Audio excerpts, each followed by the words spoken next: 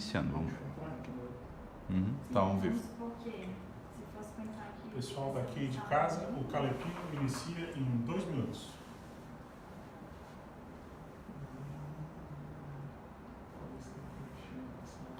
Só veja bem o que vocês falam agora, né? Que já está transmitindo. Depois a gente não edita, não tem como.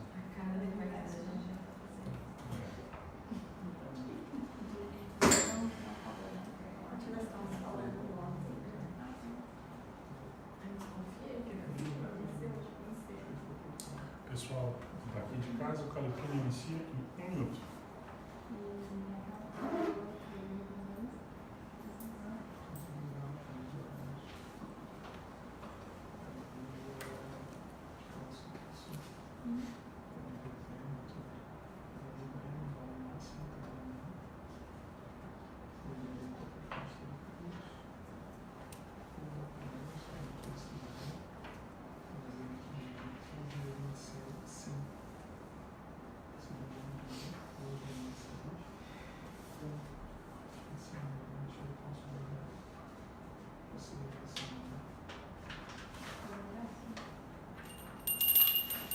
Calepino.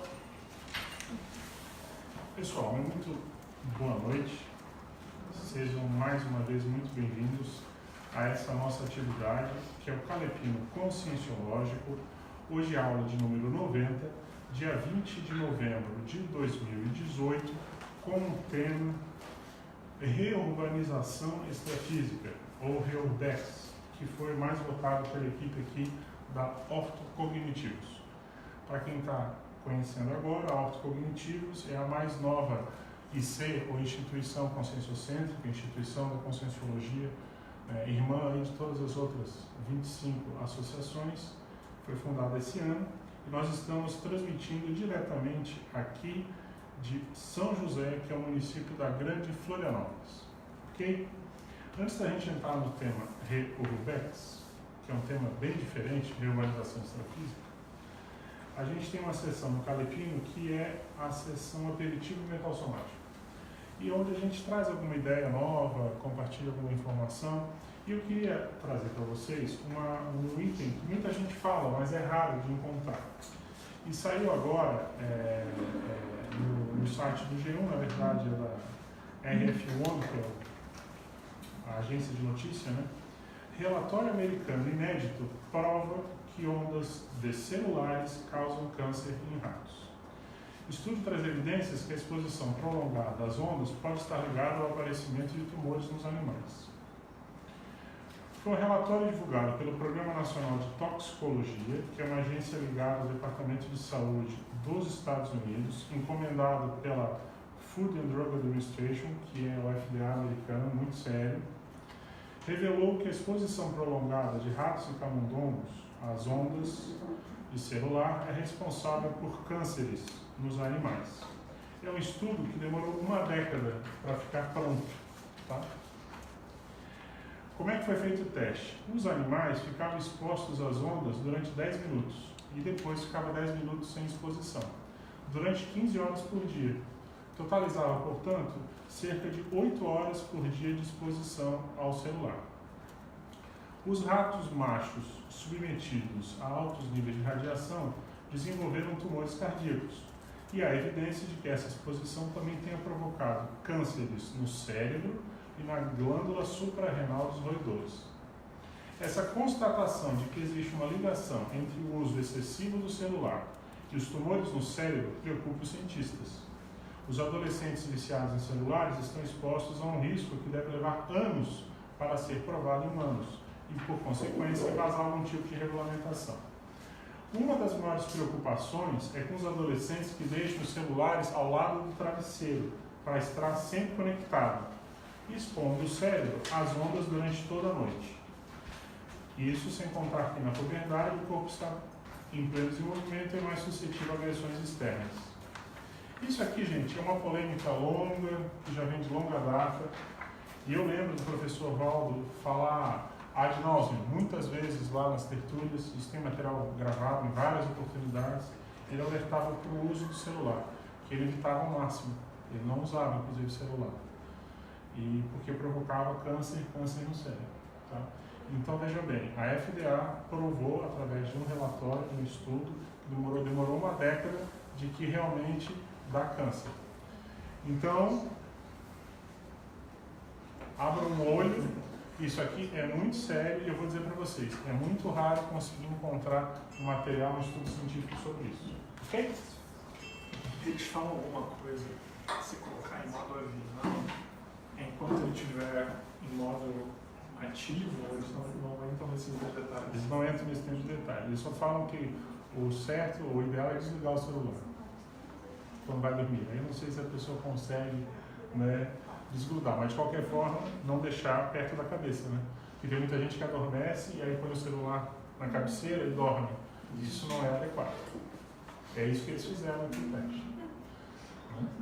Você sabe que lá em casa, em Foz, uma coisa que eu já observei é o seguinte: eu tenho Wi-Fi na sala, na lavanderia. E eu fico, às vezes, na sala assistindo a televisão e a televisão conectada no Wi-Fi para assistir a TV. Quando eu ligo o micro-ondas, que fica a uns 2 metros da porta, o Wi-Fi trava. Ou seja, o campo magnético gerado pelo micro-ondas impede o Wi-Fi de funcionar.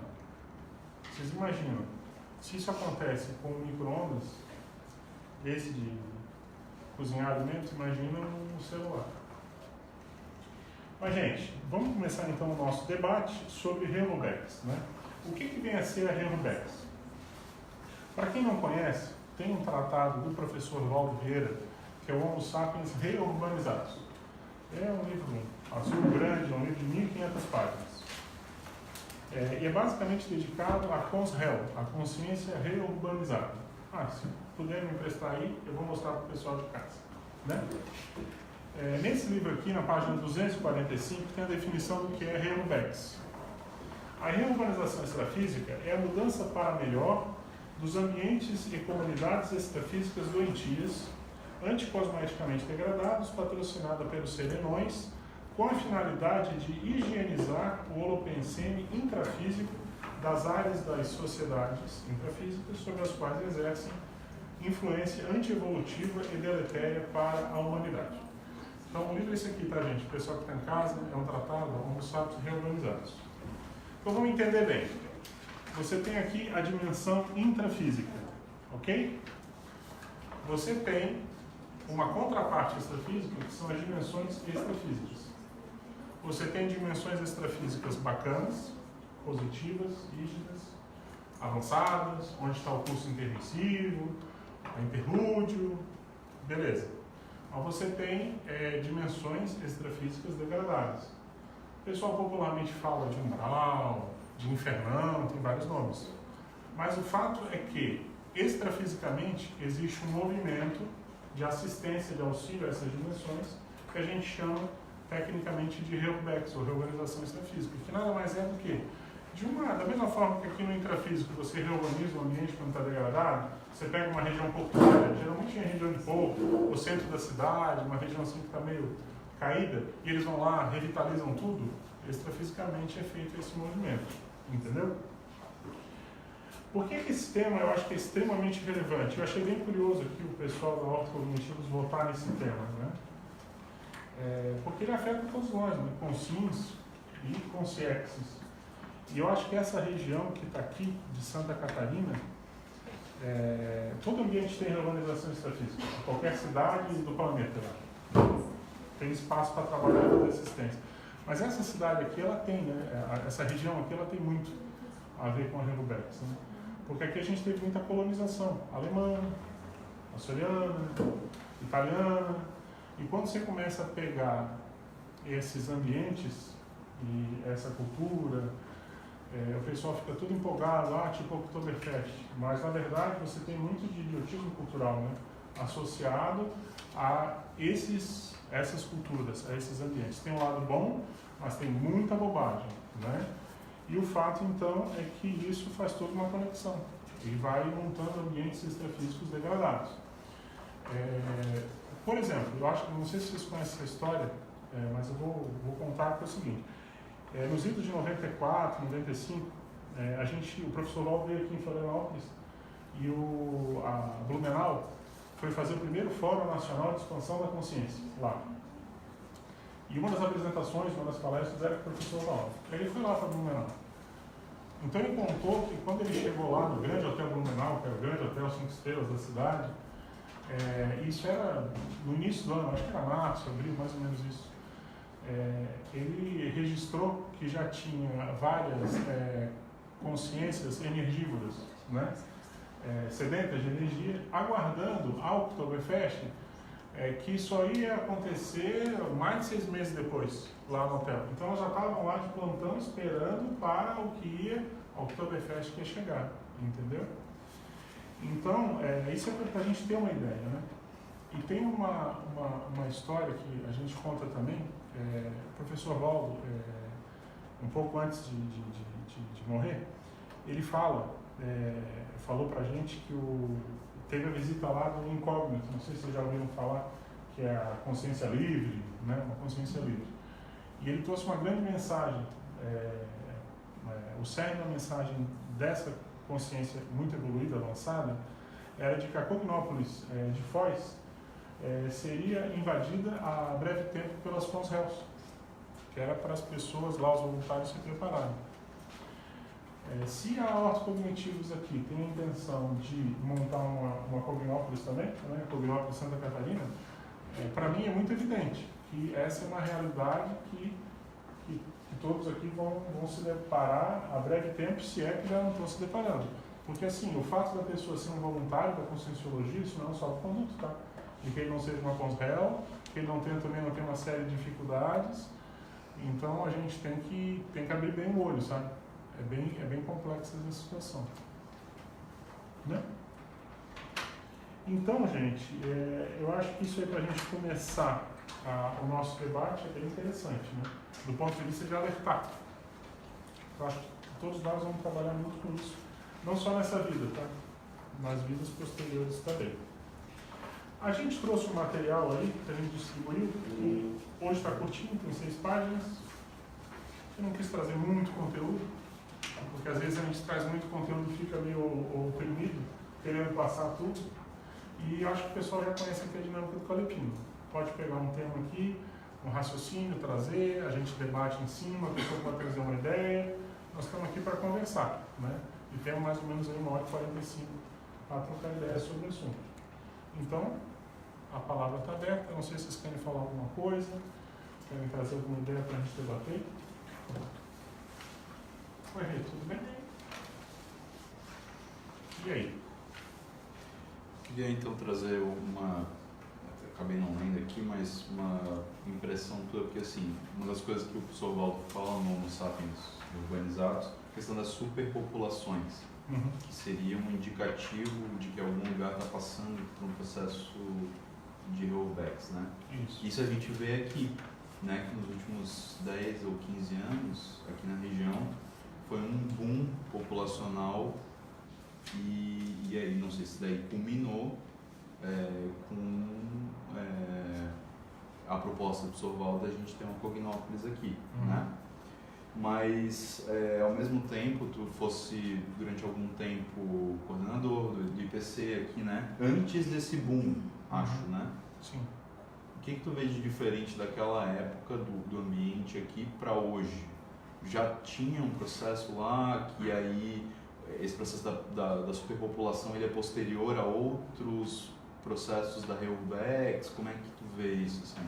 Sim, Gustavo, a experiência que a gente teve foi uma experiência mais ou menos até 2005 aqui. Então já faz aí uma década que a gente não está trabalhando diretamente com a conscienciologia aqui na região. A gente está trabalhando mais em Foz, muito embora eu venha aqui todo mês e acompanhe e veja, né, o que essa cidade, que essa região tem se tornado nos últimos anos. Né? O que eu posso dizer desde o início, essa região aqui sempre foi muito difícil de ser trabalhada.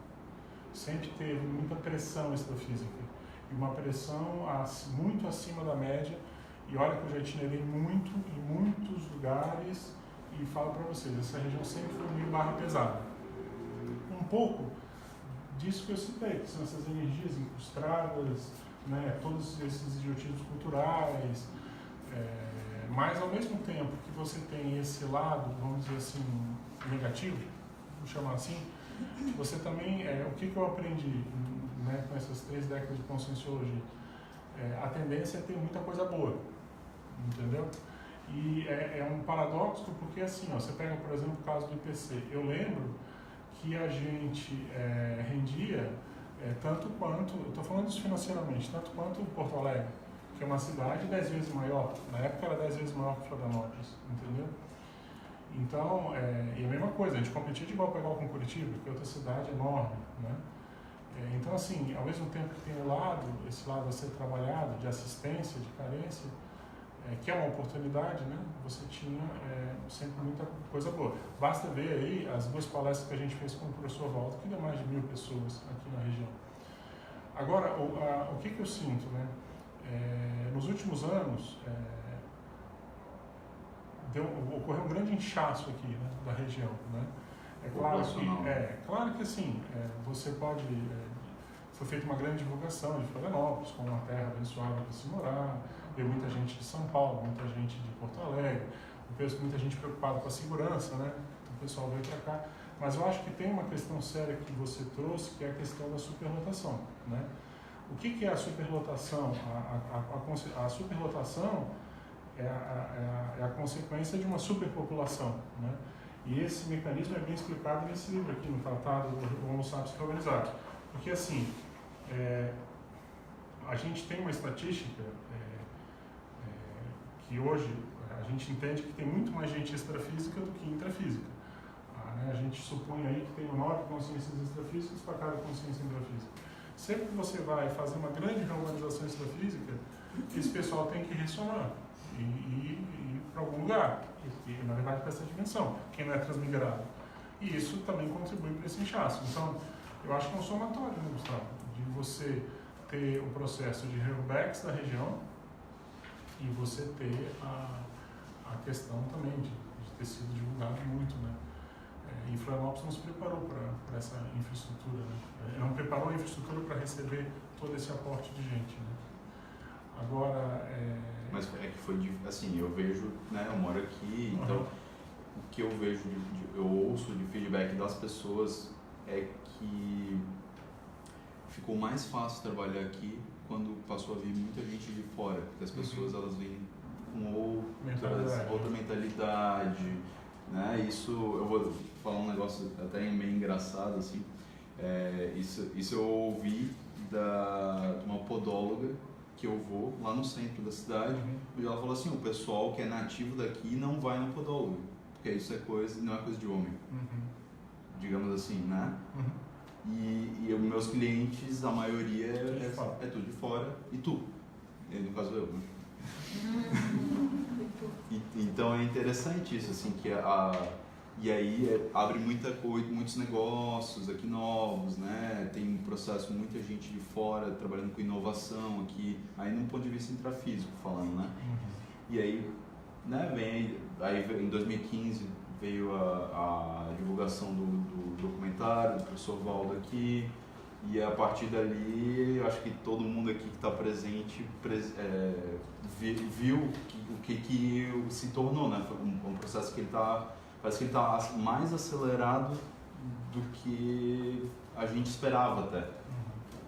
Né? A gente tem algumas informações que até estamos atrasados no processo aqui, mesmo achando que o negócio está indo rápido, né? Você sabe assim, quando você vai analisar o holopensene de uma cidade, você sempre tem pontos fortes e pontos fracos, né? Então, ao mesmo tempo que você tem aqui muita energia na mente, você tem as praias, você tem o turismo que ajuda às vezes a deixar o negócio mais leve, você tem a contraparte disso, que é a prostituição, que é a questão de drogas. É uma cidade com muita base na ostentação social, entendeu? Então, eu acho que isso são todos contrapontos que a gente tem que avaliar. Agora, do ponto de vista aqui do autocognitivos, que quer implantar uma Cognópolis, para mim, o ponto mais sério é essa reorganização extrafísica que vai ser feita a partir da montagem da Cognópolis, e o acesso a esses bolsões de assistência, porque o fato de estar aqui na região da Grande Florianópolis, que eu imagino que vai ser montado em algum lugar daqui, ou próximo aqui, a Cognópolis, não significa que você não vai estar atuando com Blumenau, com Brusque, com Joinville, toda a região sul do estado, que é bem barra pesada, a região de Tubarão, Imbituba. A gente já tem muita atividade aqui. E eu digo para vocês, então é muita coisa que tem para ser feita aqui, é muita energia incrustada. Se dentro da ilha tem um monte de ambiente que é meio baratosférico, você pega, por exemplo, todas essas regiões, você pega lá Santo Antônio de Lisboa, tem muita gente que acha lindo, maravilhoso, mas se você for olhar do ponto de vista das energias, é muita casa velha, é muita energia estagnada, entendeu? Você pega, por exemplo, embaixo da ponte, você tem o Museu de Armas, embaixo da ponte, esse Luiz ali, né? Então muitas fortalezas. Fortaleza, um monte de coisa. Então, eu acho que a IC vai ter esse desafio aí. E eu acho que o primeiro passo, me parece, porque assim, ó, as pessoas não ficam atentas a isso, mas a experiência que eu tenho a pressão dentro da unidade aumenta. Entendeu? O primeiro desafio é o do grupo, é assim que eu vejo. Né? O trabalho começa a andar, você pode ter certeza, vai vir a pressão extrafísica para desestruturar. Então é muito importante as pessoas conseguirem manter um clima de coesão, de maturidade, de união.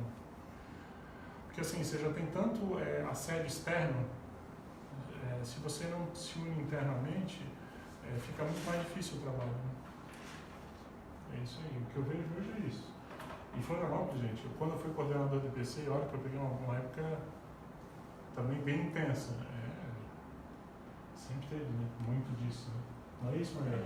E a população aumentou, né? E tem o turismo intrafísico e extrafísico, né, César? Aquelas pessoas que vão, eles ficam aqui, mudam, né? Sim. As caronas, né, que são pequenas. Eu vejo que os moções que tem castanhetes são enormes aqui. Aqui a região aqui é na esfera aqui. Tem um raciocínio que eu queria ler para vocês, é na página 3, dentro de Reflexologia, é o terceiro item.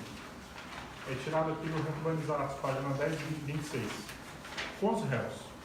As cons réus, quando ressomadas, apresentam evidente tendência a retornar à vivência de antigos caprichos, devido ao largo tempo passado sem envergar soma, agora dentro da intrafisicalidade tumultuada por milhares de estímulos frenéticos, atrações multifacetadas, tentações tecnológicas e envolvimentos afetivos, iguais aos enfrentados hoje na Terra nesta era da aceleração da história.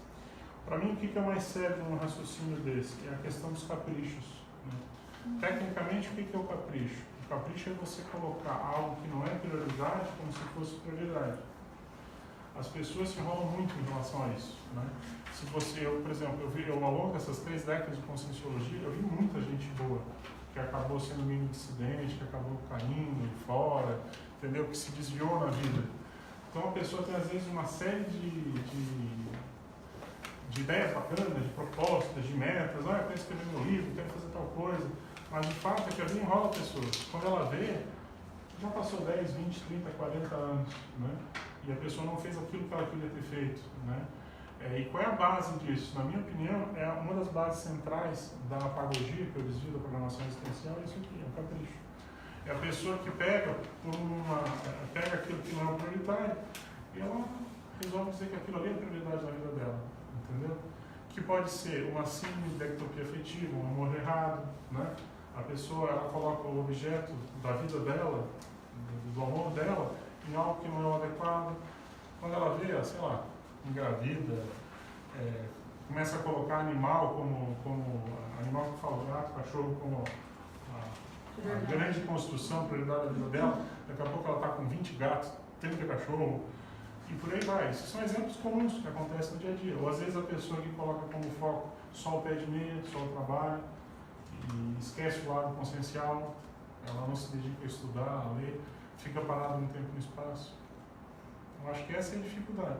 Não sei se está fazendo sentido, gente, mas a gente está tentando fazer aqui uma correlação.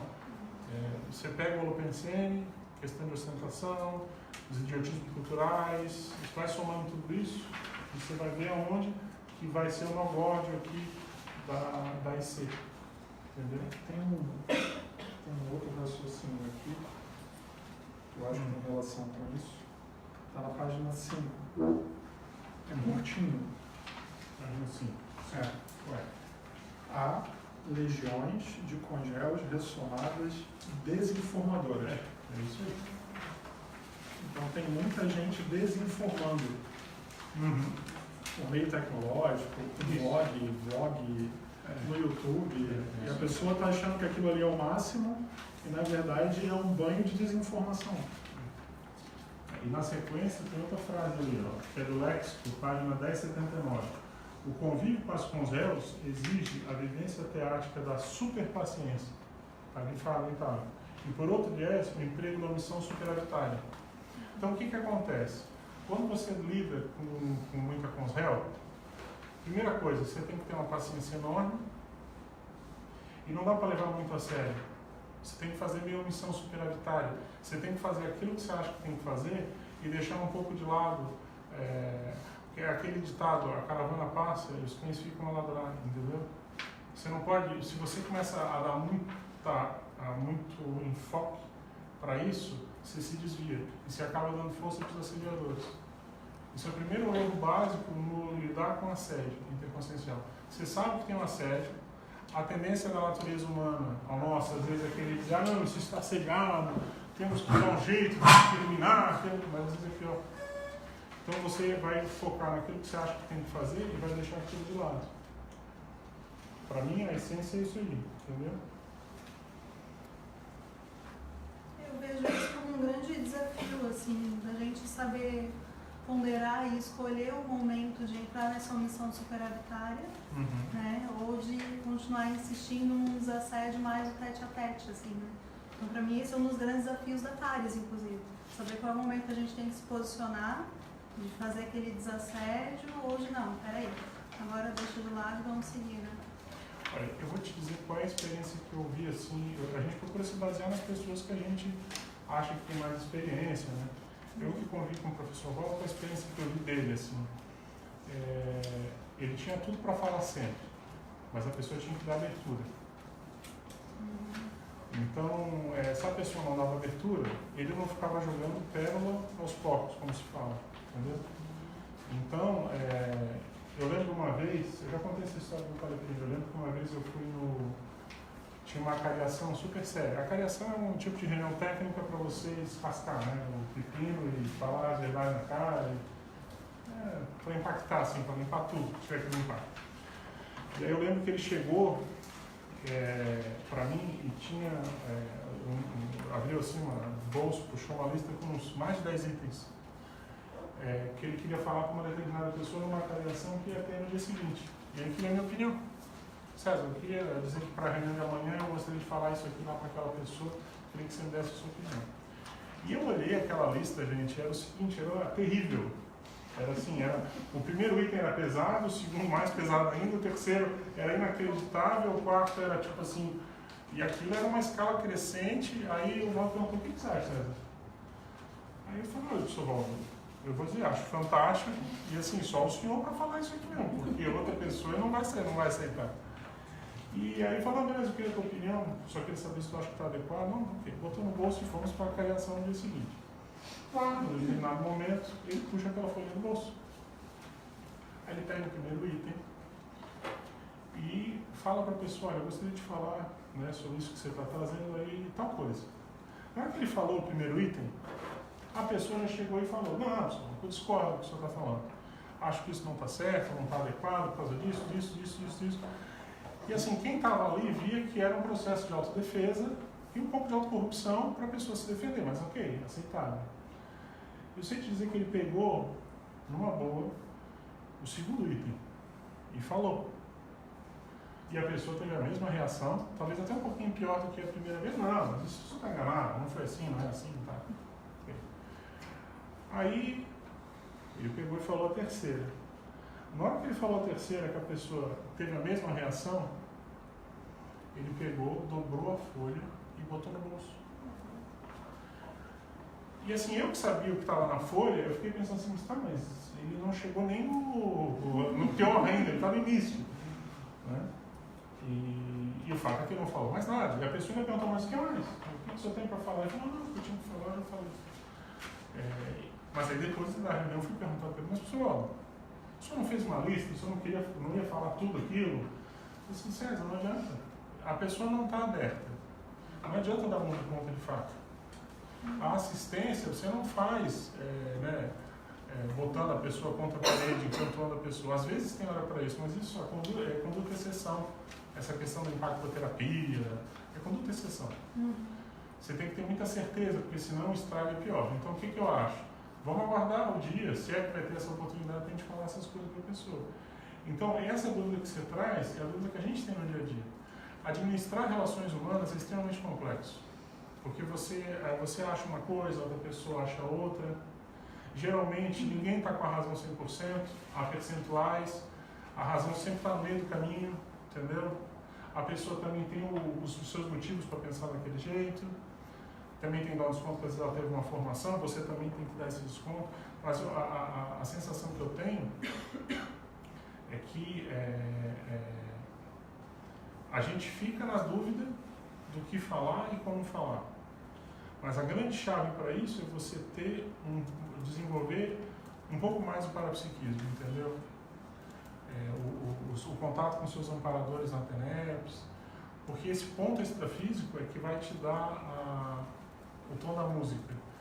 É que você vai sentir que tem um campo aberto para falar, que a pessoa quer amparo, que vale a pena, aí você fala, entendeu? Às vezes as doses são homeopáticas, né? Sim. Uma gotinha hoje. Não, assim, eu sempre falo o seguinte, se fosse fácil evoluir, a gente já estava lá na frente.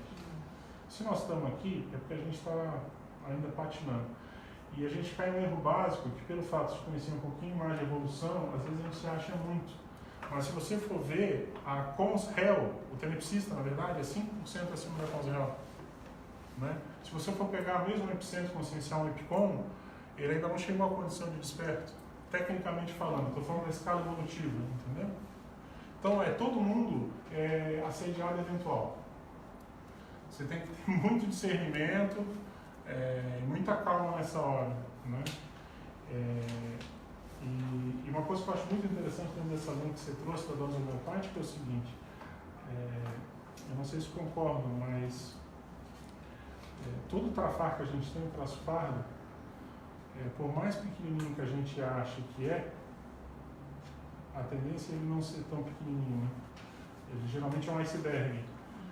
Você tem aquela pontinha do trafar para fora da água, mas ele é um trafarzão embaixo da água enorme, né? Porque se fosse fácil eu já tinha resolvido. Entendeu? Porque assim, Então é bem complexo. Na hora que você vai ter esses contatos, essas relações humanas, tudo isso floresce. Mas fala, né?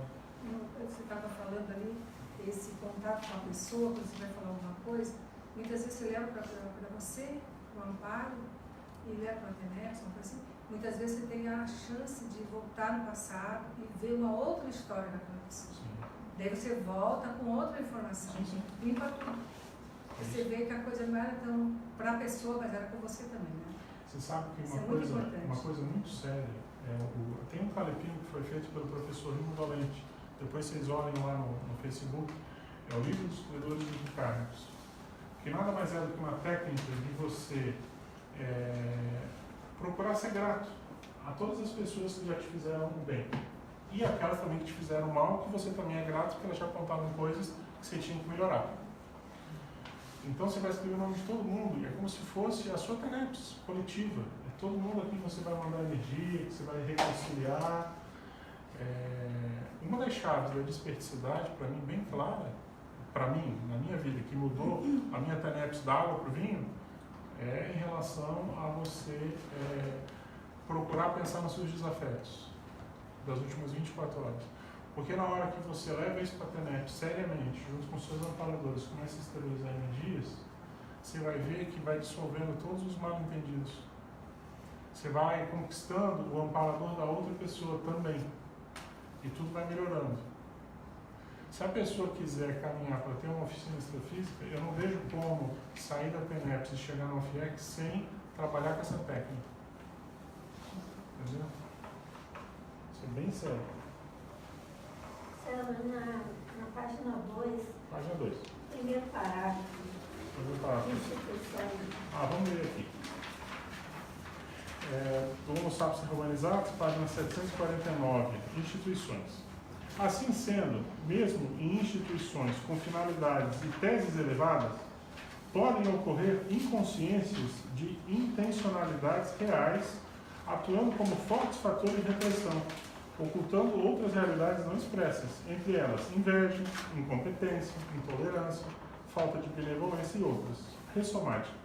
A intensa ressoma de consciências reorganizadas pode incrementar as cifras deste quadro, em especial as consciências políticas regressivas, tendentes a retornar às posturas arraigadas no passado das múltiplas vidas autoritárias manipulativas, demagógicas, egóicas e anti-assistenciais. O que te chamou a atenção nesse raciocínio? Aqui, ó, na segunda frase, podem ocorrer inconsciências e intencionalidade. Isso significa a pessoa estar inconsciente da sua intencionalidade ou uma inconsciência no sentido Eu acho que é no sentido das pessoas não estarem conscientes das intencionalidades reais, individuais e coletivas. Existe um engano na própria intencionalidade, é isso? Exatamente. Eu acho que essa é a chave. E isso aqui, gente... E esse engano, assim, como é que a gente pode identificar na gente?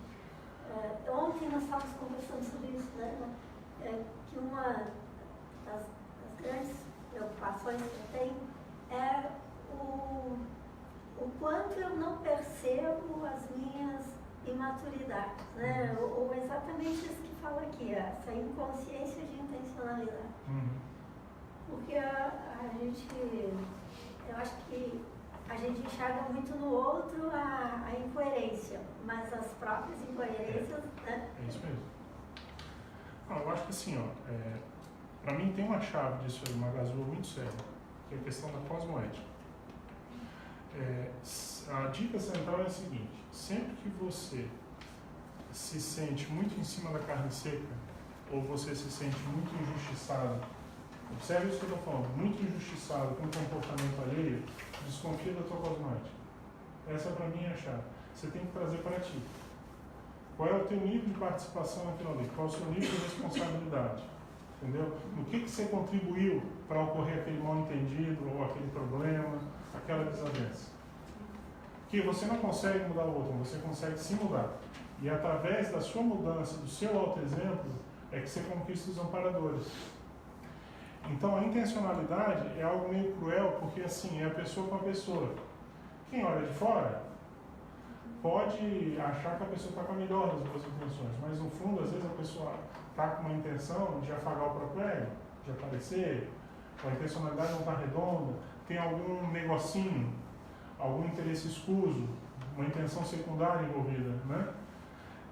Agora, o que é muito sério? Vocês veem que está classificado dentro de conscienciocentrologia, que é o estudo das instituições conscienciocêntricas, é basicamente isso. Então, isso aqui, para mim, vale muito para as instituições, tá? Da conscienciologia, as instituições conscienciocêntricas. Para mim, a chave é essa, a gente tem que prestar atenção nisso aqui. Quando a gente fala aqui, ó, inveja, incompetência, intolerância, falta de benevolência, tudo isso aqui está no contexto do voluntariado. É isso. Essas posturas arraigadas aqui no passado, múltiplas vidas autoritárias, manipulativas e demagógicas, isso aí é muito sério. Porque Isso é o nosso passadão. É isso aí, a pessoa quer manipular, né? Isso é mais comum que a gente pensa, gente. A natureza humana faz isso. Né?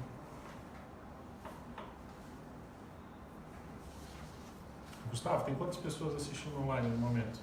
33. 33. A turma que está com umas 15 pessoas, mais ou menos? Então, só uma turma de 50. Depois vai ter algumas centenas que vão assistir aí.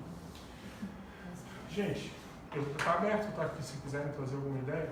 Eu tenho um arquivo, que é um arquivo de nótulas, como se fosse pensatas.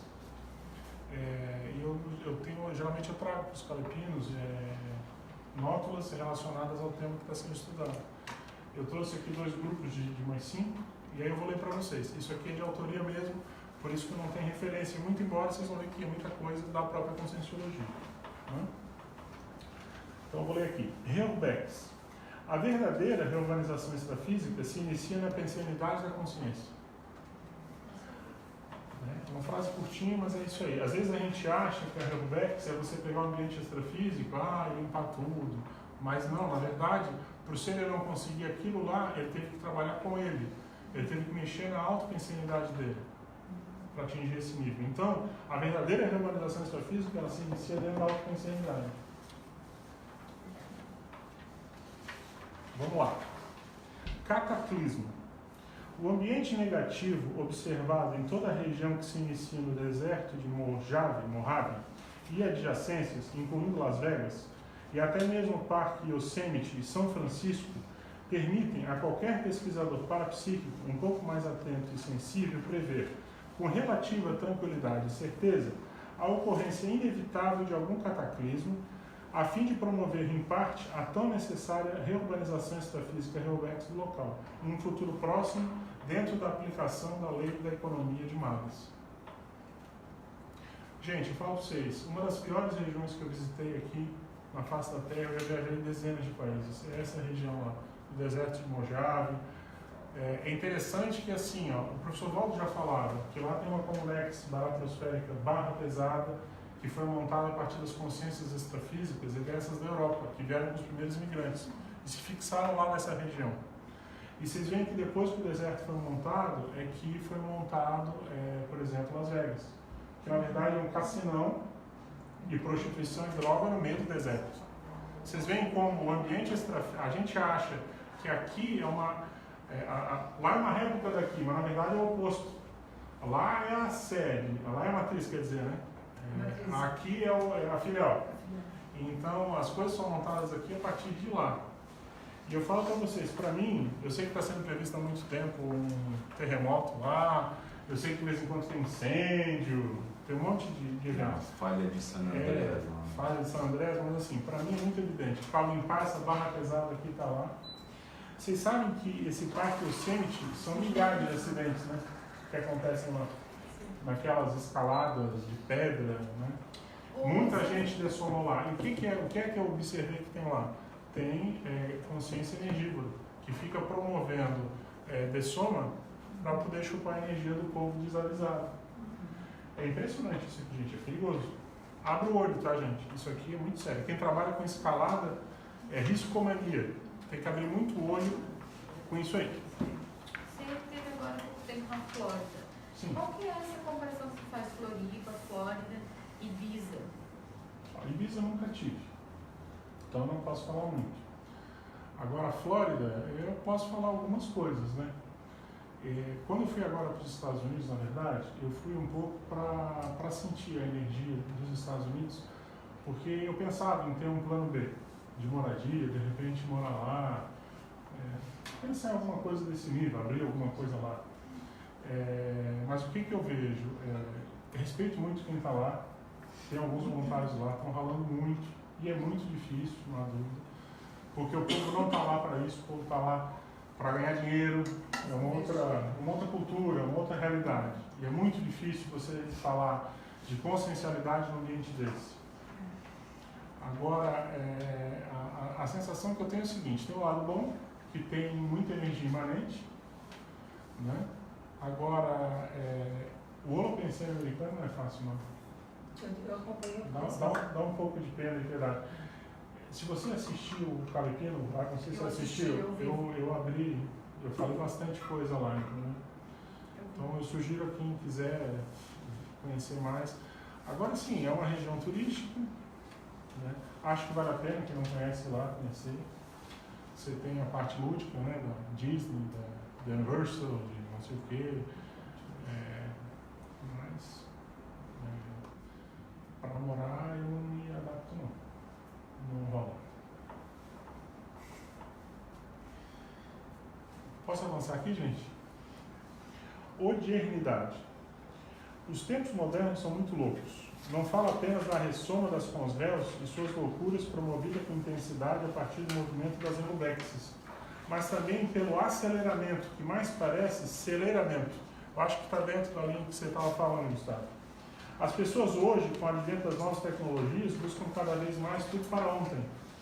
São tão afadigadas na busca do que muitas vezes nem é o essencial, que esquecem de desfrutar a vivência do mais importante, o momento presente. Nesse contexto, a pessoa é obrigada a desenvolver ferramentas de como sobreviver e manter seu equilíbrio ante a enxurrada das informações e demandas, e essa realidade tenderá a se agravar doravante cada vez mais. Para mim, isso aqui tem relação direta com as consciências. Né?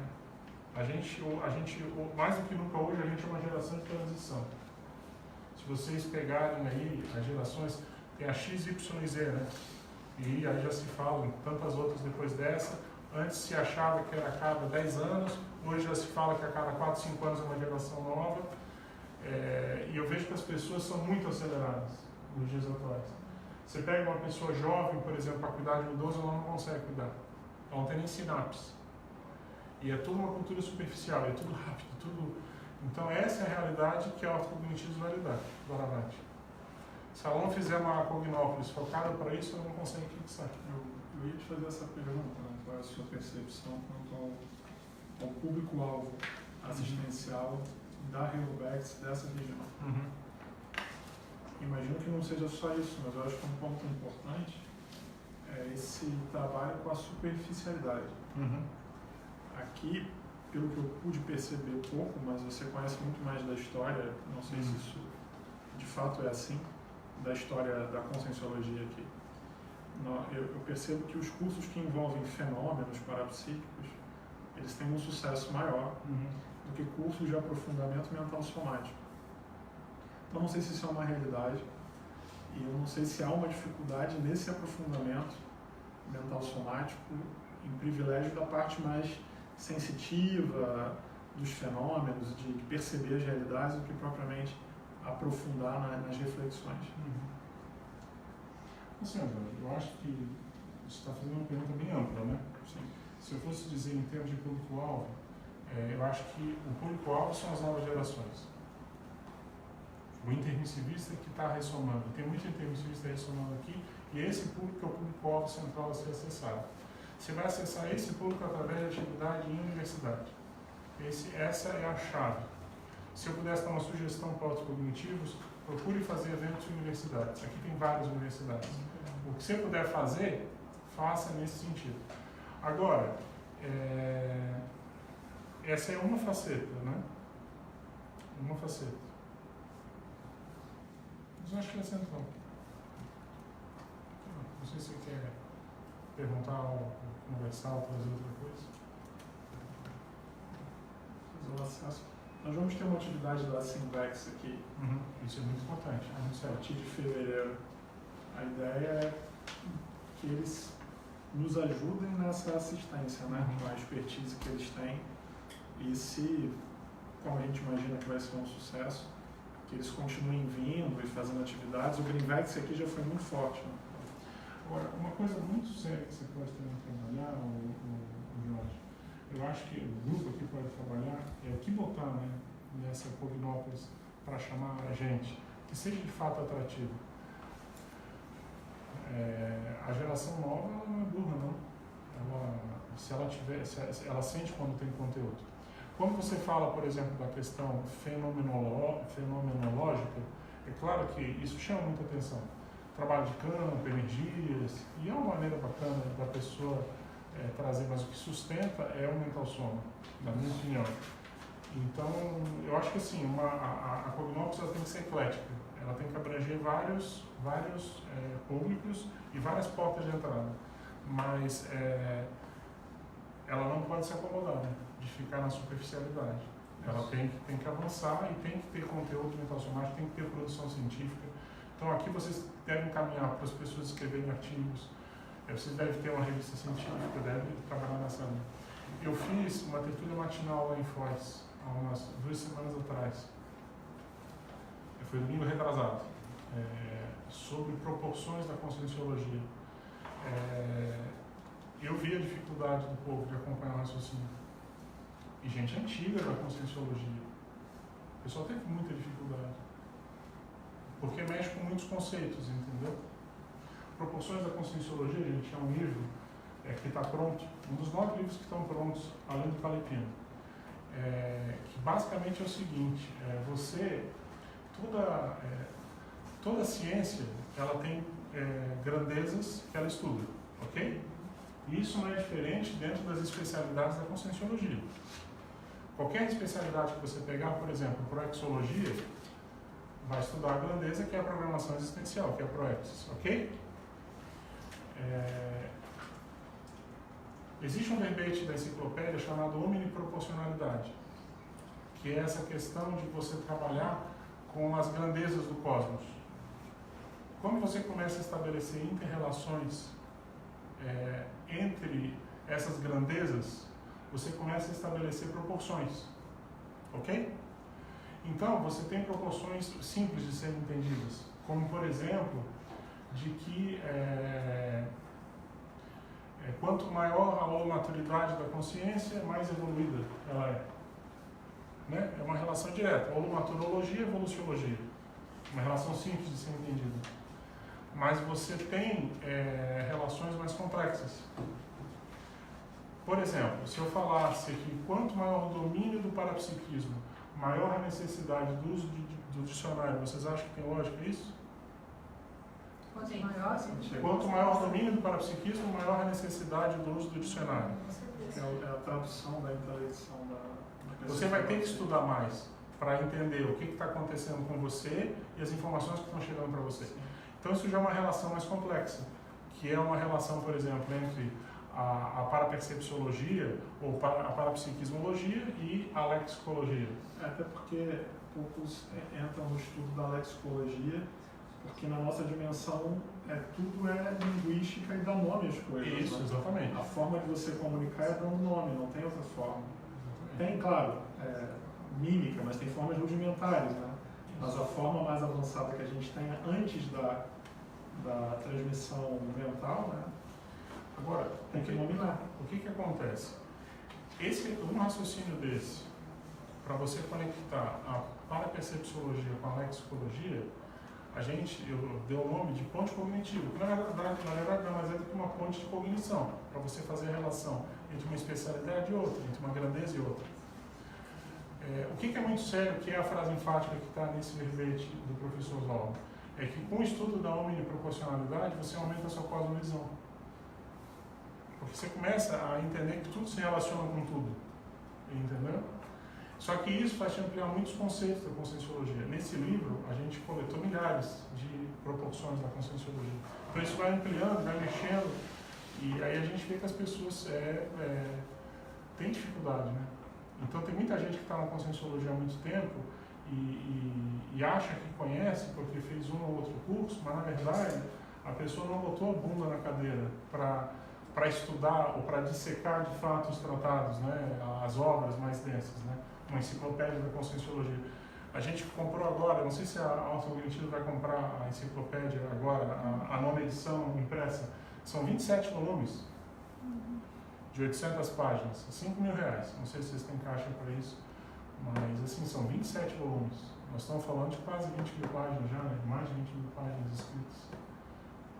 Eu li a 8ª edição completa.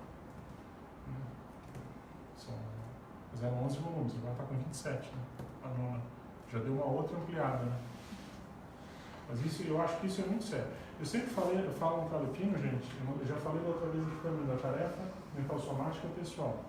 Na minha opinião, da mesma maneira que você tem lá a sua TENEPS, tarefa energética pessoal, você deveria ter um horário para trabalhar com o seu mental soma. Tarefa mental somática pessoal. Começa ali com uma meia hora todo dia, você vai ver que daqui a pouco aquela meia hora você vai começar a gerar anticorpos daquele ficar 1 hora, daqui a pouco 2, daqui a pouco 3, daqui a pouco você começa a fazer turno intelectual, 6, 7 horas todos os dias, e aí você vai melhorando, entendeu? Isso é muito sério. Toda pessoa que começa a investir no mental soma para valer, começa a botar informação de qualidade para dentro, alguma coisa acontece na vida dela de maneira positiva. Alguma teratologia positiva, entendeu? Alguma coisa vai acontecer. Eu não tenho como. Ela vai botando tanta informação, tanto input, tanta coisa para dentro, que quando ela vê, ela mudou de patamar evolutivo, ela nem notou onde que ela já está. Entendeu? Gente, essa daqui é aquela história que eu falei para vocês do incógnito. Eu vou ler que eu acho que é bonitinho aqui e é interessante, que eu acho que é válido para Cognópolis. Com os réus. Poucos meses antes de dessomar, o professor Valdo Vieira deu-me o núcleo da ideia central repassada a ele em mensagem da consciência do incógnito, em que deveria ser repassada. O cerne era: a Cognópolis será invadida pelas consréus. Perguntei a ele se era para serem tomadas medidas práticas em relação à segurança. Me informou que não, pois na verdade era a determinação do máximo mecanismo evolutivo e, de acordo com ele, inevitável. Perguntei o porquê daquela informação, né? E foi dito que era porque seria o mais incomodado com essa realidade. Aí eu retruquei dizendo que não seria apenas eu, que ele também seria, pois estava morando lá na Cognópolis. E aí ele me disse: quando isso começar a ocorrer para valer, não estarei mais nessa dimensão. Aí eu fecho o raciocínio escrevendo o seguinte: o que não tinha claro à época é que a Cognópolis já estava sendo invadida pelas consréus, às vezes insuspeitadas, e até integrantes do corpo de voluntários da CCCI.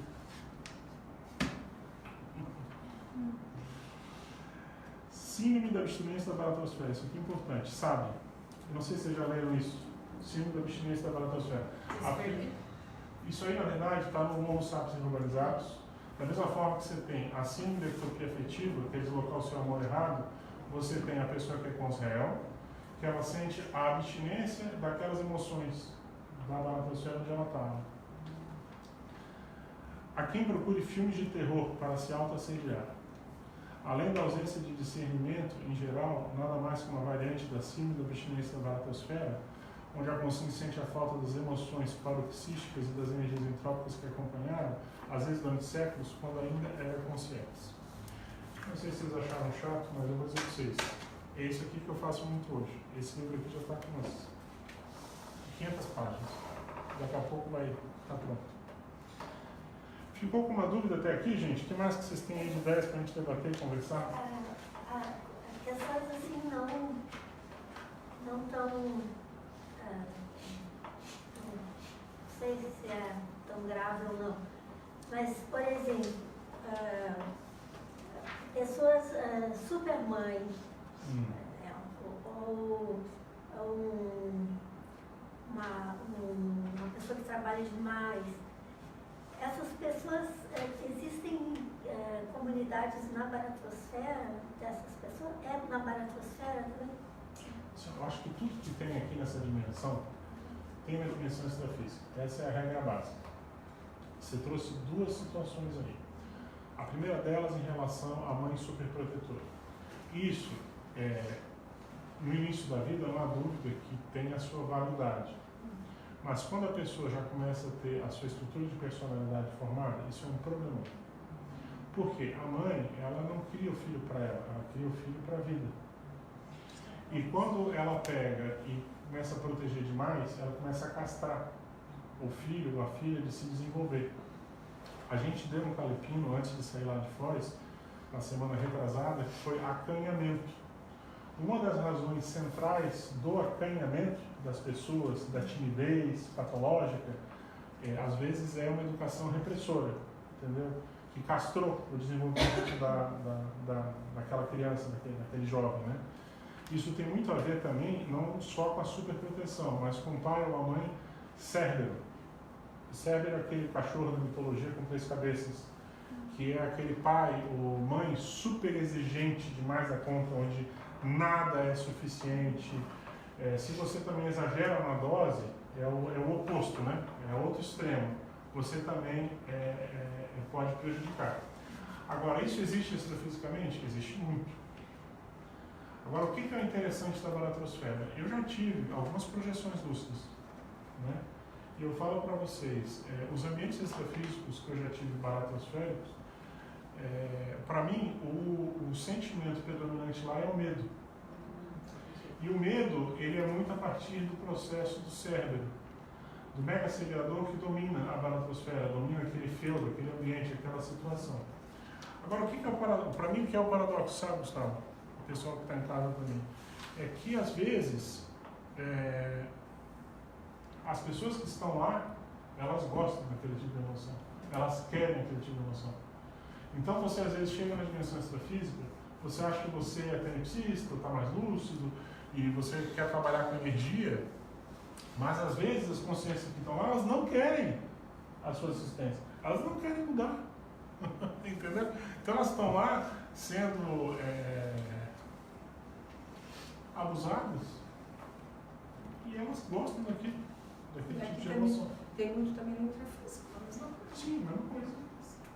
Mas esse gostar é consciente? Seria? Acho que a pessoa se acomoda, ela acaba. É um processo tipo um vício, né? Tipo um vício. É isso aí. Tudo é isso. Agora eu vou dizer para vocês, eu já tive algumas experiências bem interessantes. Tem uma dependência emocional que traz algum ganho secundário, né? É isso aí. O ganho secundário de não fazer um enfrentamento, o ganho secundário de uma vitimização, mas aí aquela dependência com esse ganho secundário começa a trazer a pessoa acostuma e daqui a pouco é mais confortável estar nessa situação do que fazer um movimento do enfrentamento e de saída, né? Por isso que eu comentei, a questão aqui é desconfia da sua cosmética. Quando você se sente injustiçado. Porque para mim essa é uma das raízes da baratosfera. Da manutenção da dimensão extrafísica perturbada. Agora eu vou dizer, eu acho bacana conseguir falar desses assuntos. A gente não está evocando. Não. Tudo bem, estamos avançando. Os operadores estão aí.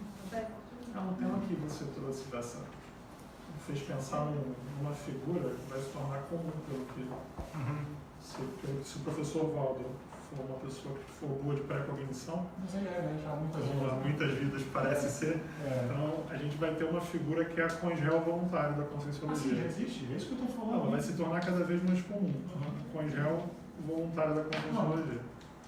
Que ao mesmo tempo é uma oportunidade, porque essa consciência está atraída pelos temas, está atraída pelas energias, está querendo mudar, está querendo avançar, se reciclar, e é uma oportunidade para todos, né, estarem envolvidos nisso, mas traz consigo, obviamente, o que tem de patologia e parapatologia que fez com que ela ficasse tanto tempo sem ressonar.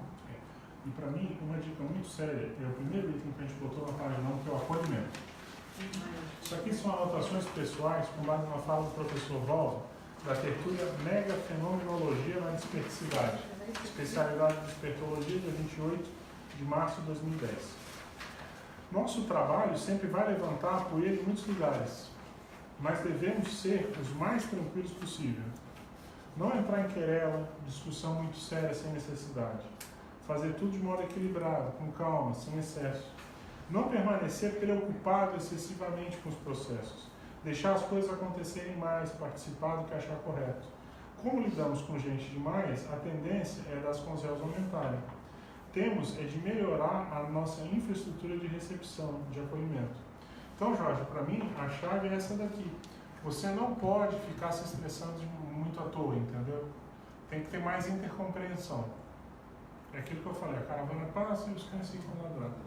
E você vai fazendo aquilo que você acha que tem que ser feito, que é o correto. E aí vamos indo, devagarzinho, um passo de cada vez. Se você estiver certo, se a cosmética estiver do seu lado, os frutos aparecem inevitável. Os amparadores vêm, as coisas se encaminham. A gente tem às vezes a tendência de aumentar muito, né, o problema. Isso é um problema nosso, não é natureza humana. É o caminho para o assédio.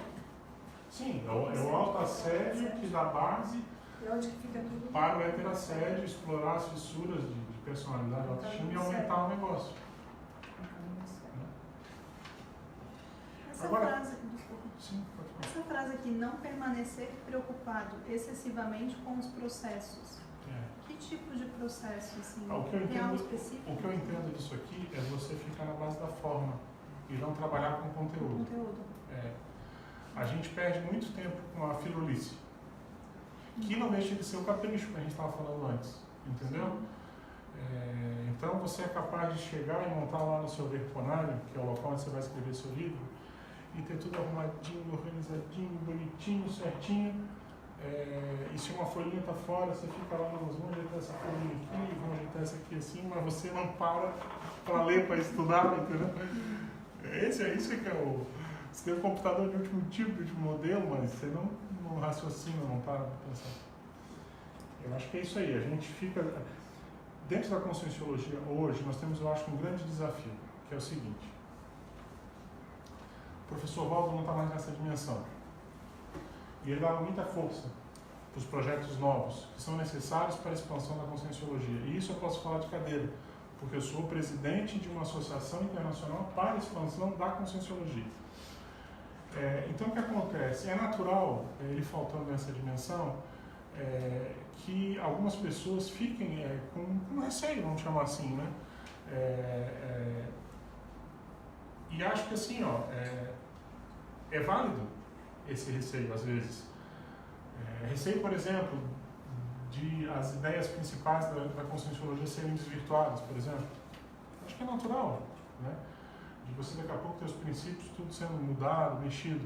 Só que o que eu quero chamar a atenção é o seguinte: o receio de algo acontecer, ele não pode ser motivo para você ficar podando tudo quanto é tipo de iniciativa. Senão a gente engessa. E isso é a característica de um dogmatismo, ou da religião, ou de algo que não é ciência. A ciência, ela exige renovação. Então a gente tem que ter muito peito aberto para receber, não ter neofobia. A gente tem que ter neofilia. A gente tem que ter peito aberto para receber o novo. E saber que a gente vai quebrar a cara. E se quebrar a cara, beleza. Damos um passinho atrás e recomeçando. Claro que se tiver algo muito sério, que você achar que está tendo algum policiamento anticosmético, aí ok, você vai fazer uma intervenção. Mas fora isso, laissez-faire, deixar acontecer mais. Né? Isso me lembra uma história que a professora Mauro conta,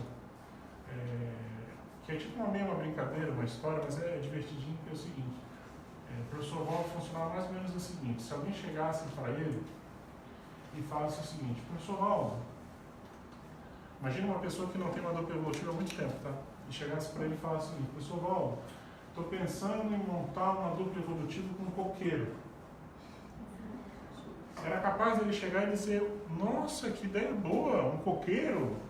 Ó, o coqueiro tem energia imanente, tem água de coco que vai te hidratar, né? Vai ser muito bom para você, você vai poder trocar energia com coqueiros, vai ter sombra no dia de calor, entendeu? Aí era capaz da pessoa ir lá e montar uma dupla evolutiva com um coqueiro. Até o dia que caísse um coco na cabeça da pessoa e quase rachasse a cabeça dela. Aí era capaz dela chegar para o professor Waldo e falar: professor Waldo, o senhor não vai acreditar o que aconteceu hoje. Um coco caiu na minha cabeça. Tipo assim, eu fui atacado. E era bem capaz que ele respondesse: o que você esperava do coqueiro? Né? Então, assim, claro que é uma brincadeira, uma anedota, mas é assim, ó. Se alguém chegasse dizendo que queria construir talvez sei lá, uma espaçonave, um foguete espacial, era capaz de chegar e dizer: olha, muito bom, astronáutica é muito bom, porque amplia a cosmovisão, o discernimento, temos que estudar mais as estrelas. E ele já sabia de antemão que, assim, provavelmente aquela pessoa não ia ter energia para fazer aquilo, entendeu? E a pessoa ficava às vezes animada, e aquilo ali mantinha ela um vínculo, daqui a pouco ela ampliava, entendia melhor, mudava o interesse, mas permanecia dentro da ideia, e aí ia se adequando e se ajustando. Então eu quero chamar a atenção, porque assim, a gente tem que tomar um certo cuidado, né, de não ter um controle excessivo e com isso podar as iniciativas. O que querendo ou não querendo, gente, essa família que a gente está hoje aqui, que nós somos uma família consciencial, todo mundo que está aqui, mesmo que eu não conheça muito aqui, eu conheço mais algumas pessoas, outras menos, nós somos uma grande família. Né? Então eu acho que assim, não é à toa que a gente está aqui junto, e eu acho que esse é o grande sentido da evolução nossa. Né? E a gente tem que estar então lá de peito aberto, para interagir, para acolher todo mundo e se acolher mutuamente e trabalhar com isso. Eu tenho uma pergunta para fazer, Gustavo. Como é que está a dúvida? Pergunta? Não tem nada? É só bom dia, boa noite? Não, temos algumas perguntas. Então vai aí, porque senão acumula. Willy pergunta. Willy, como é que você está? Tudo bem? Pergunta como podemos facilitar as relações humanas e como aplicar a paradiplomacia no dia a dia. Isso lá no começo, né? Estava se falando sobre... E aí, você quer responder essa?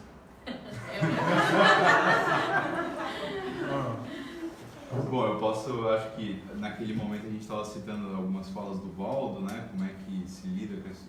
E eu tenho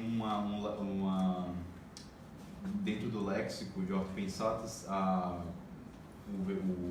parte da sobre para a diplomacia, ele fala o seguinte: para a diplomacia, em casa de enforcado não se fala em corda. É uma boa. No sentido que a gente respeita o limite da pessoa, né? Para não piorar a situação, porque a paradiplomacia ela tem que ser para melhorar. Se for para piorar, é melhor ficar quieto. Tem relação àquele ponto da Unisuper, né? Da gente falar quando a pessoa dá abertura.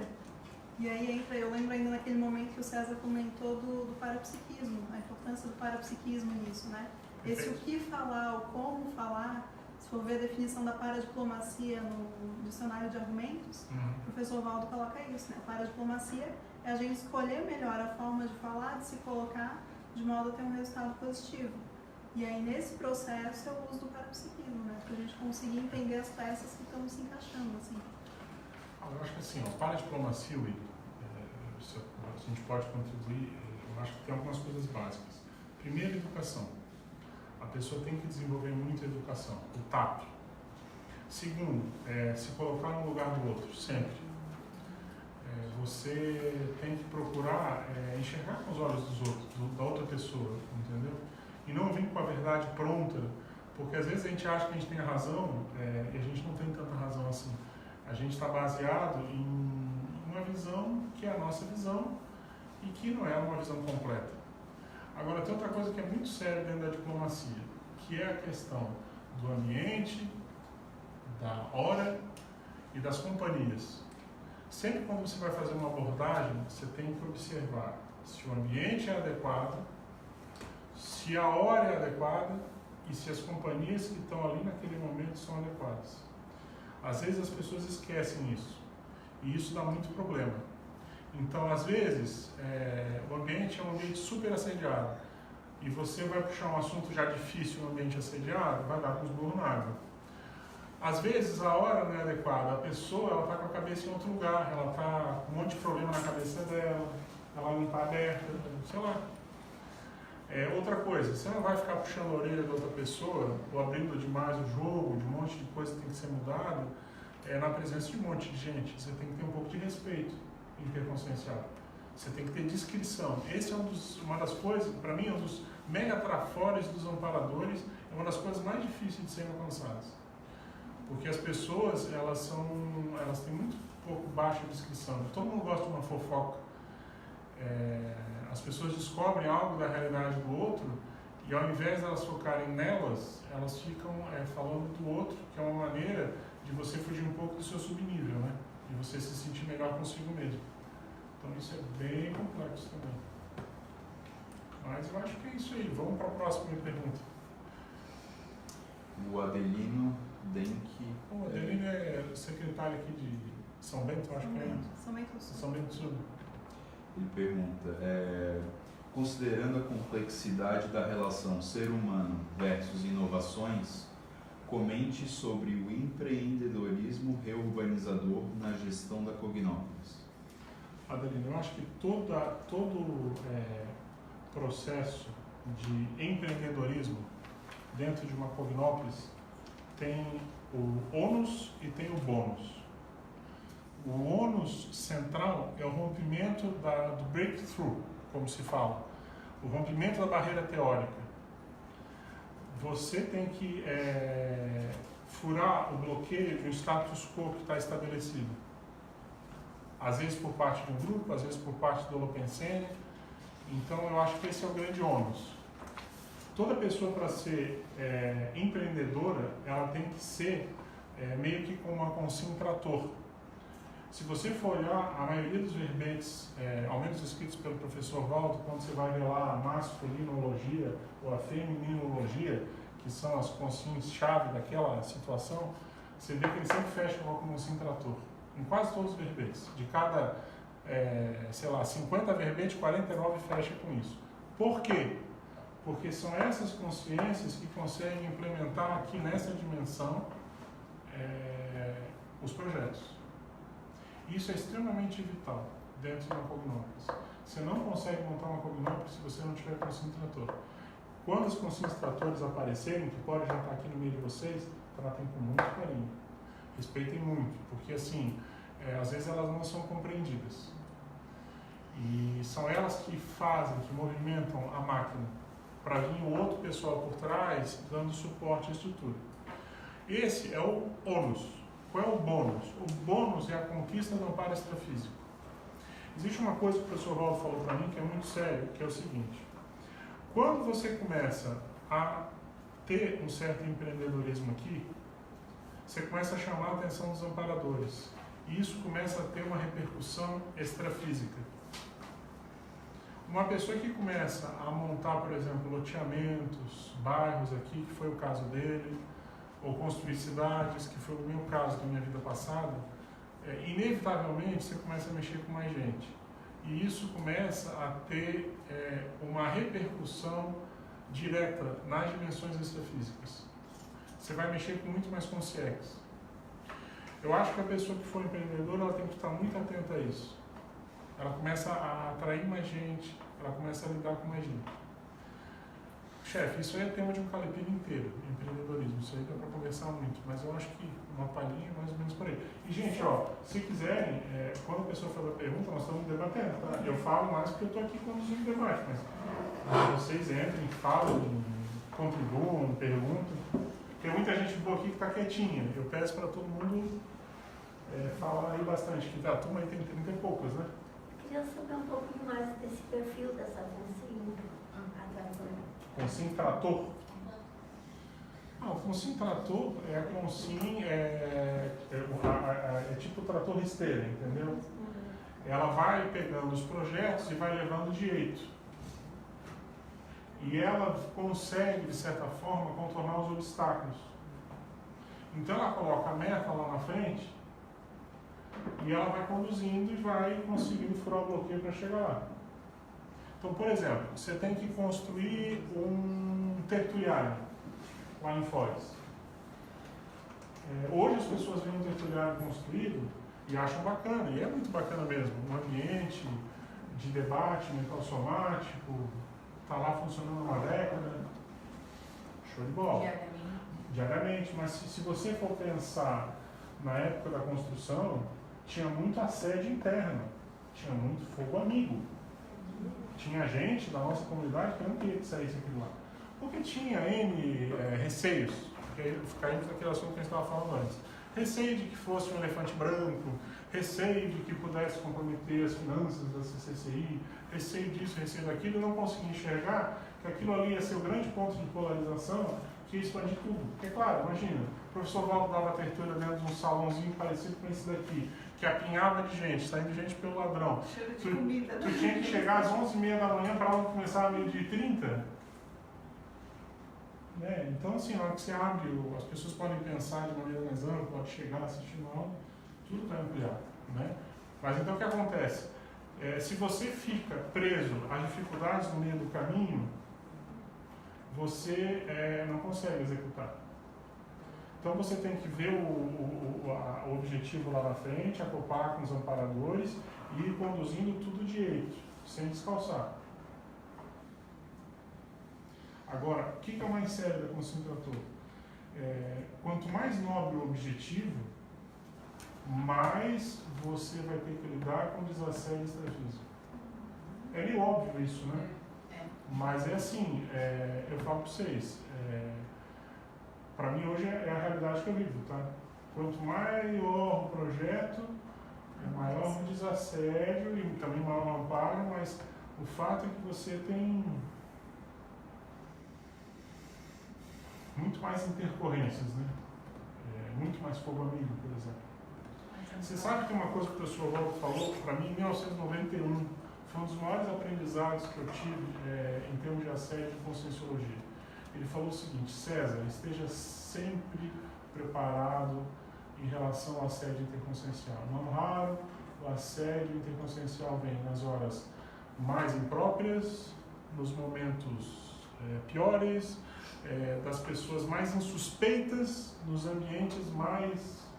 Então você nunca pode baixar a guarda.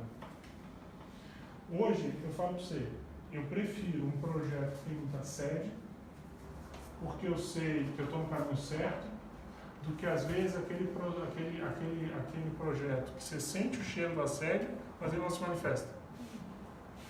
É louco isso. Mas para mim, a minha realidade hoje é essa. Eu prefiro 1000 vezes ter um debate franco e aberto, que eu sei com quem que eu estou lidando, do que aquela coisa que é subreptícia. Que ninguém mostra as caras, que você sente que tem uma coisa errada, você não consegue localizar. Quando você sabe onde é que fica muito mais fácil. Você vai lá na tua, desassedia. Agora, sobre o conselho trator, é outro tema de Calepino, dá para falar bastante. Né? Mas eu acho que isso aí é um bom início. Né? É inevitável a consciência, quanto mais ela vai ascendendo na escala evolutiva, mais ela vai se tornando um conselho trator. Por isso que o professor Valdo fecha todo o verbete para o conselho trator. Né? Todo mundo que está aqui, sem exceção, é líder. Concordam com isso? Você vai ser líder, não tem como. Na sua família, no seu ambiente de trabalho, você vai começar a polarizar. As pessoas vão ver que você tem mais maturidade, as pessoas vão recorrer mais a você, vão querer mais a sua opinião. E quando você vai se acendendo na escala evolutiva, mais responsabilidade você vai pegando. Mais projeto vai vir para você, mais desacertos você vai ter que fazer, mais concentrador você vai acabar ficando. Não tem como. Você pega um serenão. O que é um serenão quando vai fazer uma reurbanização extrafísica numa dimensão atrapalhada lá? Ele é uma grande concentrador. A diferença é que a partir dele, só a presença dele já vai espantando tudo, já vai desassediando tudo, limpando tudo. E não é fácil, né? Não é fácil. Porque a gente que vai na atmosfera, você fica lá poucos minutos, é aquele filme lá, Além da Vida, com aquele do Robin Williams, né? Você fica lá um pouquinho, daqui a pouco você está pirado. Você começa a achar que aquela é a sua realidade. Eu percebi isso lá com as eleições, como eu trabalho com o TENEPS. Sim. Então foi bem complicado. Eu passei 60 dias doente, não dormia à noite, ou quando dormia 5 horas direto, certinho, acordava na hora da TENEPS. E o tumulto era tão grande, intra e extrafísico, que às vezes eu saía perturbada do negócio. Então foi bem complicado. Acabou as eleições, deu uma calmaria, assim, foi bem... Sempre que você tem polarização, não é o adequado. Porque se você vai analisar friamente, todos os lados, tem os prós e tem os contras. Por isso que eu falei aquele item, desconfie da sua cosmoética quando você se acha muito injustiçado, abre o olho em relação a isso. Nunca ninguém é 100% certo ou 100% errado. Tudo tem gradação. Essa é a chave da evolução. Como é que você consegue fazer o maior rapport com o assistido? É exatamente entendendo essa questão dos percentuais. Se você... existe um mecanismo, isso é estudado na psicologia tradicional, isso não é conscienciologia, mas é bem interessante que é o seguinte, sempre que você tem, por exemplo, uma vítima, a tendência é aquela vítima enquadrar alguém no papel de algoz. Muito cuidado, para você daqui a pouco, no seu algoz, assumir o papel de algoz e esse papel não ser seu. Você entra de gaiato, entendeu? Como é muito comum, você ter outro papel que é de salvador da pátria.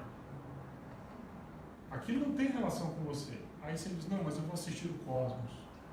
E você vai lá e entra num rabo de foguete que te desvia totalmente do foco. E no final você tenta ainda se convencer, se consolar, dizer, não, mas eu estou fazendo assistência. Mas na verdade aquilo não era prioridade para você. Aquilo era um capricho agora que você queria fazer aquilo ali, no fundo, para aparecer.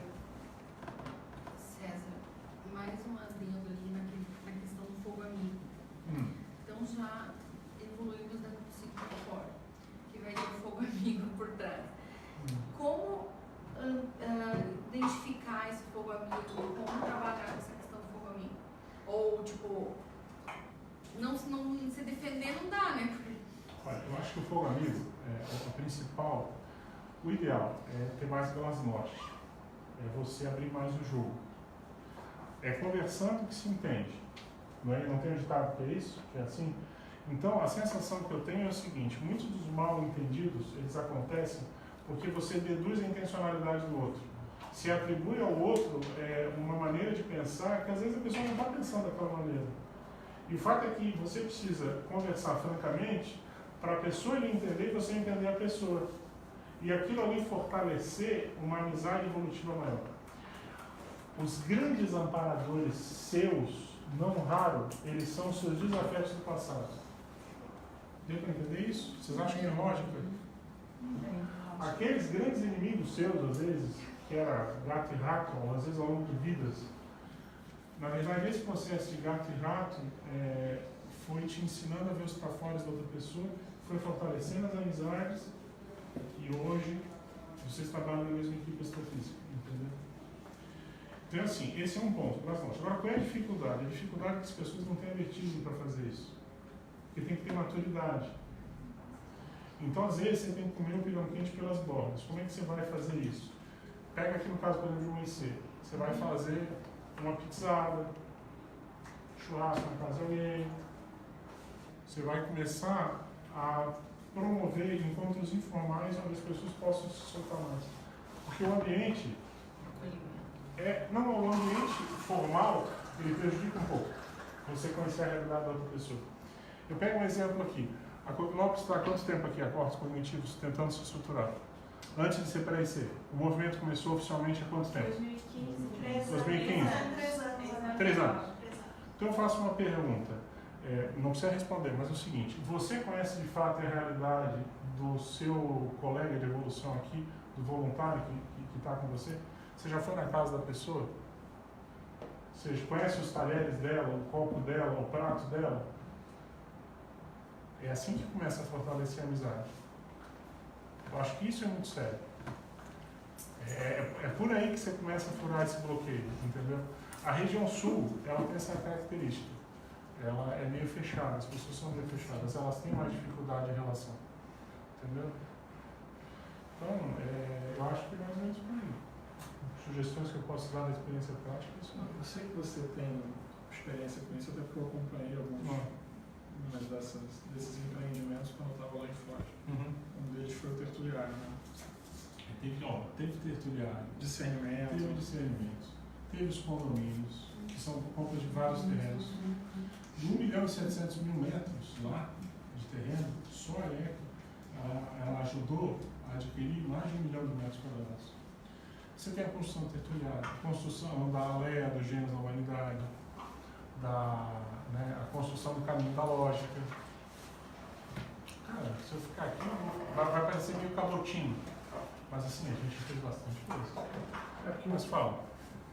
Pela sua experiência, como é que você pode ajudar a dosar essa dinâmica? Porque tem horas que você tem que ser mais trator.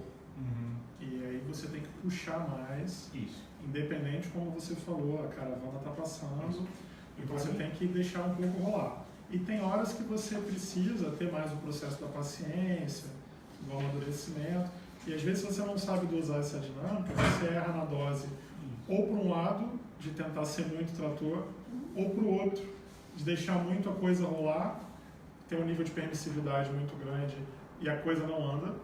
Então tem que ter uma dinâmica, alguma coisa que oriente essa dinâmica. Eu entendo o que você está perguntando e a resposta não é fácil. Porque eu acho que isso é o desafio de todas as ICs. Mas eu acho que tem uma ferramenta muito séria que ajuda muito nisso, João. É o planejamento estratégico da IC. Na IEC, desde a fundação dela, anualmente a gente faz uma reunião de planejamento estratégico. A gente costuma fazer em março essa reunião. Por quê? Porque em março já passou o carnaval. Se fala que o Brasil até o carnaval não anda. Então a gente faz mais ou menos a mesma coisa. Em março a gente faz uma reunião com todo mundo, onde a gente faz um balanço, é o final de semana, tá? Vai todo mundo para um hotel, ou para um local, para um ambiente, né, que o ideal é que não seja a sala da IC, para esparecer e para conversar. Então você faz uma avaliação das conquistas do ano anterior.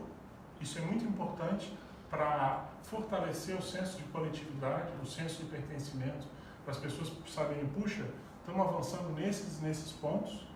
E aí você vai estabelecer quais são as metas a curto, médio e longo prazo, sabendo que as de curto são para aquele ano e que no ano seguinte você vai retomar e vai reavaliar.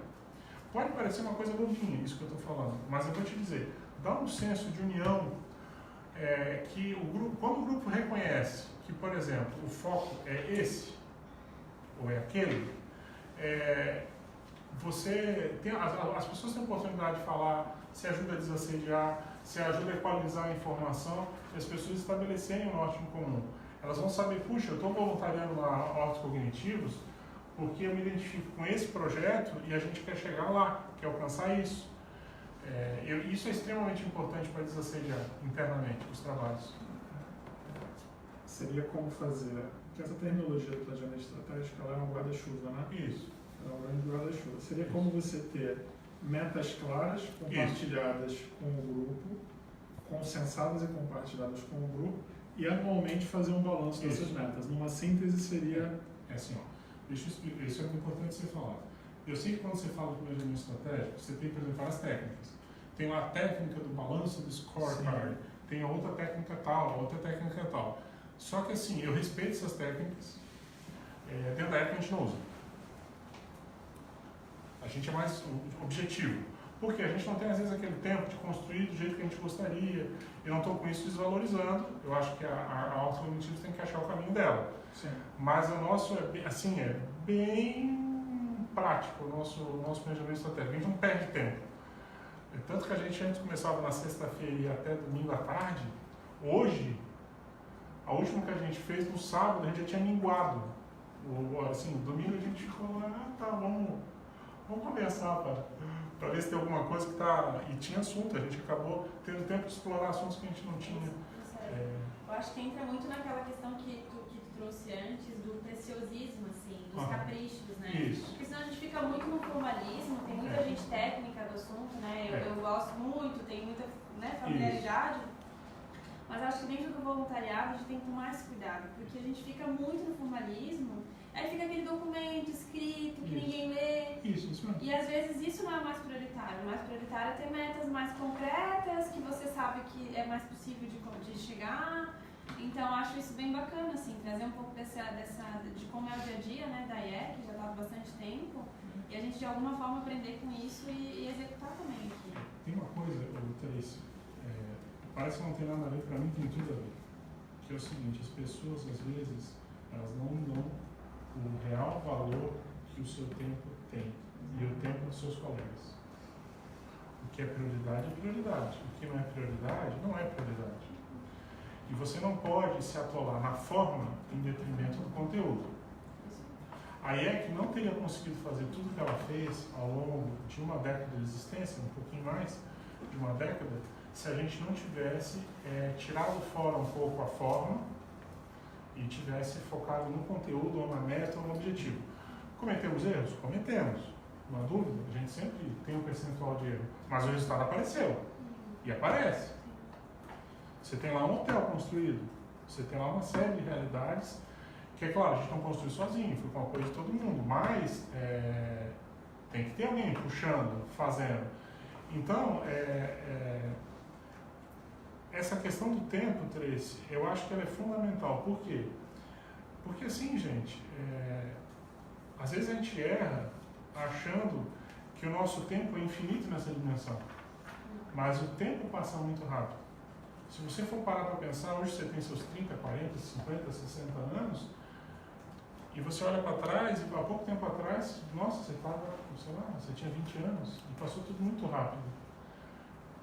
Se a Cognópolis não tomar cuidado, eu falo aqui do Hortos Cognitivos, quando ela vê, o tempo passou 10, 15, 20 anos, 30 anos, e ela ficou patinando, e as pessoas ficam se atritando e não conseguem sair desse uróboro ensatoleiro, entendeu?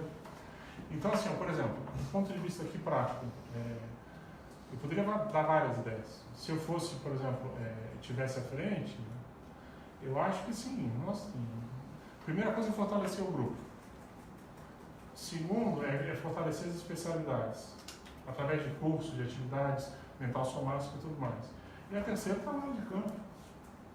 Só um mapeamento de possíveis cidades, locais aqui, para ter uma sede, isso é um trabalho de campo belíssimo. E, nossa, muito legal. Extremamente empolgante. Eu lembro quando a gente foi fazer o primeiro CP1 aqui, eu visitei mais de 30 hotéis. Eu acho que esse é um bom início de trabalho aqui. Mapear aqui onde é que tem energia imanente melhor. Se eu fosse dar um palpite, eu já falei isso no outro calepino que eu fiz aqui. Eu não acho, por exemplo, Florianópolis, o terreno é muito caro. Vocês vão pagar um pedacinho muito pequeno, um valor muito alto. Sem falar todas as restrições ambientais, porque aqui não é fácil. É terreno de marinha, é SPU, é muito complexo. Então, com isso a gente já meio que anulou a ilha. Não estou dizendo que talvez vocês não vão achar um terreno maravilhoso na ilha, né? Não é para desperdiçar, não é para desprezar, mas assim, usando a lógica. Não vai, a ilha não vai rolar. A região sul, respeito, sei que tem gente que mora lá, tem gente que vai ficar chateada com o que eu vou falar, mas para mim a região sul não rola. Aí as pessoas podem dizer, não, mas vamos pegar a região sul porque tem muita assistência para fazer. Com aqueles índios que tem lá, aquele sambaqui tudo, aquelas coisas loucas lá, vou dizer para vocês, tenta pegar um lugar melhorzinho, entendeu? Vai ser Gente, eu sei que eu estou falando aqui, eu posso ser muito chato amanhã, mas eu prefiro falar do que tem emissão universitária. Subir ali para Biguaçu, aquela região, pode ser, mas não parece. Não parece. Você vai fazer o que basicamente? É subir em direção à serra. Você vai pegar a serra? Não acho que seja adequado, porque serra é perigoso, é mais para cima, entendeu? Palhoça já está super valorizado, Jorge conhece bem isso. Você vai para onde, provavelmente? Santa Amaro, Águas Mornas, São Bonifácio, talvez. E ali você consegue comprar terrenos grandes, de 100 mil metros, com acesso a uma BR-222 que você vai chegar lá em 1 hora e meia do aeroporto. Em locais muito bons e que tem água corrente. Eu acho que isso são orientações do professor Valdo, né, para montar campos. O ideal é que tenha água corrente, que tenha energia imanente, é a fonte da vida. Mesmo que você deixe ali uma área de APP, isso ajuda a energizar o ambiente. Já né? mostrei o meu sítio outra vez, tá? Tem uma ali em Santa Amaro. Não, quem sabe? Então assim, ó, água, o pessoal às vezes fica com o pé atrás em relação ao Mata Atlântica, eu acho um tesão, porque também é energia imanente, né? Deve-se pegar um terreno mais plano, deve-se evitar encosta. Numa boa, eu acho uma loucura o Campo Saquarema, tá? Sei que isso pode me gerar um monte de problemas, mas assim, acho uma loucura, porque é uma grota lá, uma boa parte do campus. Então, não acho que seja adequado, tem que ser avaliado bem isso, entendeu? Eu penso que se o terreno for grande e ele tiver uma parte com uma encosta que não vai se utilizar como área útil, apenas para preservação, que tem uma mata bonita, ok. Mas realmente, construir em encosta, por mais que você consiga uma liberação ambiental, você vai ter sempre um problema de deslocamento, de deslocamento vertical, uma necessidade de segurança. Realmente, para nós aqui não vai ser o adequado. Então, olha só. Pode parecer bobinho, mas só isso aqui que nós estamos falando, nós já estamos dando uma série de diretrizes. Se você chama o grupo para chancelar e equalizar esse tipo de informação, você já começa, tipo assim, a planear o terreno, para onde nós estamos querendo ir, onde é que nós queremos chegar. Outra coisa que vai entrar nisso, Jorge, não pode esquecer a questão do zoneamento, né? Uma certidão de viabilidade, para ver se é possível montar algum tipo de loteamento, de condomínio, um menor módulo rural, porque o ideal é que não seja condomínio branco. O ideal é que seja algo legalizado, constituído, né? Agora, olha só que interessante. Vamos analisar aqui. Com isso aí, você consegue, por exemplo, ir a campo. Você consegue ter uma ideia hoje quanto é que é um terreno lá nessa região que a gente falou. E você, se você usar critérios de acesso, né, que tenham acesso em preferência asfaltado, ou que seja mais fácil de chegar lá, etc., você daqui a pouco faz um projeto. Como é que eu faria? Já estou dando meu bizu, né, aqui. Você tem lá você quer comprar um terreno de 100 mil metros por campus. Então você chega à conclusão que você tem que ter, sei lá, 150, 200 mil metros para poder fazer 10, 20, 30, 40 lotes. E você quer fazer um cálculo do lote. Eu preciso vender o lote a quanto? Não, preço de lote aqui para ficar milionário. Não é isso. Mas quanto que eu preciso para comprar o lote, para fazer a infraestrutura do lote e construir uma sedezinha para autocognitivos? Cara, eu já fiz essa conta com um terreno de 300 mil metros. Quanto é que é o aproveitamento? Considerando um aproveitamento de 65%. Que 15% fosse uma APP e sobraria 85%. Dos 85%, eu considerei 55% de aproveitamento para não usar 65% é muito pesado de aproveitamento. Sim. E daí fazendo essa distribuição em área útil, para a gente ter uma quantidade razoável de lotes que pudesse executar a infraestrutura e sobrar um recurso além da execução da infraestrutura para fazer um acesso, que provavelmente a região deve ter um acesso que precisa melhorar, e uma sede. Eu estava chegando em uns 300 mil metros quadrados. Seria um terreno razoável que a gente pudesse vender um lote a um preço justo e que desse para separar um espaço para a administrativa. Vamos fazer a conta inversa. Eu sempre gosto de ir para frente, mas ir para trás. Se você faz um cálculo em cima da sua demanda hoje, né? Se eu fosse chutar quantos lotes você teria para quantas pessoas comprariam lotes aqui, eu chutaria que é umas 30. Mais ou menos isso. Se eu fosse botar um preço de um lote, eu acho que você consegue vender em 50 mil reais. Também acho. Uma primeira pegada é isso aí. Né? Menos que isso você está rifando o lote. Muito mais que isso, às vezes a pessoa não tem condição agora. Não precisaria pagar à vista, pode fazer em 10 de 5, porque você vai amarrar isso com a compra do terreno. Sim. Então, se você vender 30 lotes a 50, ainda que não seja 30, que seja 20, só para pagar o terreno, depois com o dinheiro que vier do restante você faz a infraestrutura. Você levantou R$1 milhão para comprar o terreno e R$1 milhão para construir a sede, construir alguma coisa, e está feito, todo mundo vai ficar feliz, vai ter lá o lote, lá vai valer, está no nome dela, e está resolvido o problema. Vira essa página e vamos adiante. O ponto básico é esse, né? De encontrando um terreno, fazer um pré-projeto de utilização, fazer uma venda antecipada para a nossa turma mesmo, né? E a partir dessa venda antecipada, conseguir pagar e depois fazer a venda para executar. Essa é o momento que a gente precisa achar, né? Então, eu acho que assim, só isso aí, para você fazer, alinhar essas consignas. Um planejamento estratégico de autocognitivos seria fundamental. Dentro dessa linha bem prática do planejamento estratégico, eu acho que deu para entender prós e contras, e projetos e tudo mais. Premissas de terreno. Um projeto básico. Mapear os locais. Quando você vê, cara, você está com tudo mais ou menos montado. Não tem erro não, gente. Aqui tem muita gente para entrar, para ajudar. Tenho certeza. Aqui dentro da unidade vocês teriam umas 10, 15 pessoas. Eu acho que você entraria umas 10, provavelmente. Você tem um IPC aqui. Você tem as pessoas de fora que teriam interesse em aportar, em ajudar. Faz uma divulgação aí e levanta isso aí. Vocês vão ser um polo. Pode vender para Porto Alegre, vender para Curitiba. 50 mil reais a pessoa vai pensar até em termos de investimento. Só começar certo. E vai dar certo. Eu não sei se a gente viajou, mas eu acho que sim. Assim que a gente vai. Eu acho que tinha bastante fácil aqui. E aí sai da reunionite, vai para o foco, né? E eu respeito, tá? Eu acho que assim, quem quiser trabalhar com forma, se quiser fazer um plano de negócio, ótimo, faz, eu acho que tudo ajuda. Mas eu acho que o foco é esse, é chamar as pessoas e começar a papo. Eu acho que a gente já tem uma certa... A conscienciologia já fez isso. A gente pode sempre inovar, né? Mas a definição de metas objetivas claras, aproveitamento das experiências que já houveram, é um caminho que dá um dinamismo. Isso. Vocês têm que tomar cuidado com uma coisa, é o timing da autocognitivos. Sempre que um IC sai, existe uma parte de função inicial. Existe um grupo de pessoas que se afinizam com o projeto. É a fase em que a IC está em primeiro. Para mim, eu estou abordando um dos temas mais sérios da conscienciocentrologia.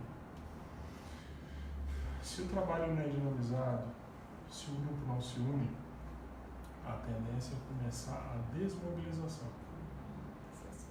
E aí, com o tempo, as coisas começam a ficar muito mais difíceis. Tem que atentar a isso. Eu posso dar vários exemplos de várias ICs que se desmobilizaram e depois, para ser a Fênix, para ressurgir das cinzas, dá muito mais trabalho. Interpares, né, professor? A Interpares é uma outra situação. Eu acho que ali eles tiveram as brigas internas, com certeza, tem muito disso, mas teve uma coisa também que foi talvez a pressa, ou a não experiência, sei lá, fez com que eles comprassem um terreno inadequado. Hoje eles têm dois problemas. Eles têm que resolver o problema das pessoas que aportaram recursos e que já nem mais estão na conscienciologia, Muitas doaram, muitas querem dinheiro de volta, então eles têm que resolver o para trás para poder liberar para sair para frente. E é difícil, não é, gente? Eu estava conversando com o pessoal lá do Rio Grande do Norte, é muito pouco recurso que precisa.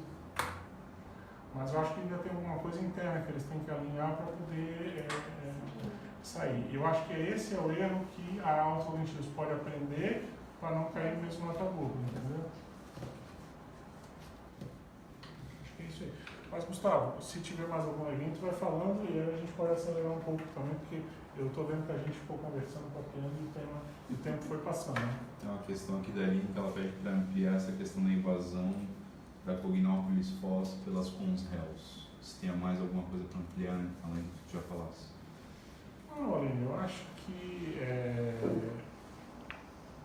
essa é a mensagem central de uma consciência livre. Então a gente tem que se preparar. O que vem aí pela frente é barra pesada. Eu acho que essa é a essência, é a síntese. Eu acho que é por aí, não tem muito mais além disso, não. Eu queria mais uma água. Você falou 3 vezes desse incógnito hoje. Em 3 momentos, né? Mas falando da mesma temática, assim. Sim. O que você percebeu, assim, nessa tua visita agora? O que é que veio a calhar de você estar comentando sobre essa consciência livre hoje? Olha, para mim, a essência é a seguinte: a mensagem que essa consciência livre mandou para a gente, consciência livre é aquela consciência que não tem mais corpo nenhum, ela está alimentando soma puro, entendeu? Está lá na frente. Então veja, e isso é uma orientação do máximo mecanismo, entendeu? Então, para mim, a essência é a seguinte: se a ortocognitivos quer trabalhar com regularização extrafísica, porque esse foi o tema que pediram para a gente conversar e debater, ela tem que se preparar para trabalhar com as Conréus, mais que nunca. Vocês estão no início de um trabalho que vai gerar, já está gerando muita marola e vai gerar cada vez mais. A prioridade de vocês é se unir. Se vocês não conseguirem se unir, esse é o desafio dos cognitivos hoje. Vai brochar, vai gorar os projetos de vocês.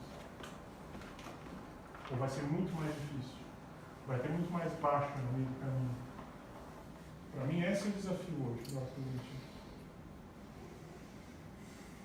E sabe o paradoxo? A gente vê um monte de paradoxo para ajudar. Tem que aproveitar essa preliminare aqui, né?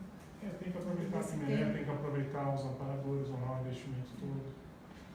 Senão a energia começa a estagnar, começa a ficar modorrenta. Vai ficar assediado. Começa a sediar.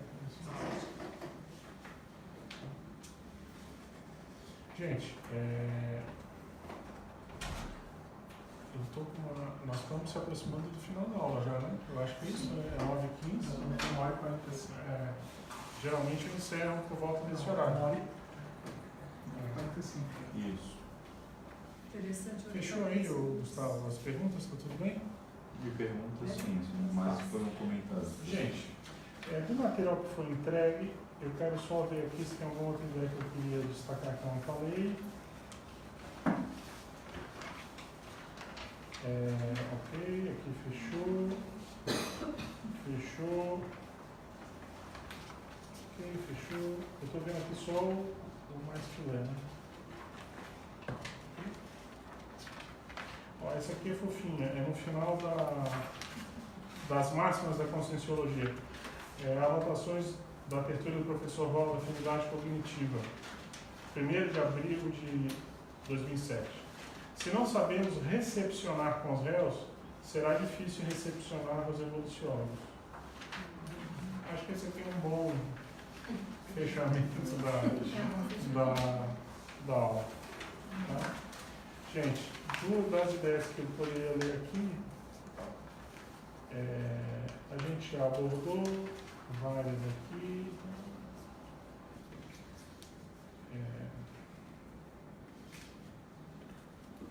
Isso aqui eu vou ler que eu acho que é interessante. Heterocompreensão. Compartilho pequena inspiração que tive. 2 pontos. Apesar de todas nossas diferenças, esse ainda é o melhor povo que restou. Somos, literalmente, os salvados de incêndios, de diversos tipos. Quando apresentar dificuldade de compreender o colega de trabalho, lembre-se disso. Essa é a melhor leva de gente que apareceu, ou seja, os melhorzinhos.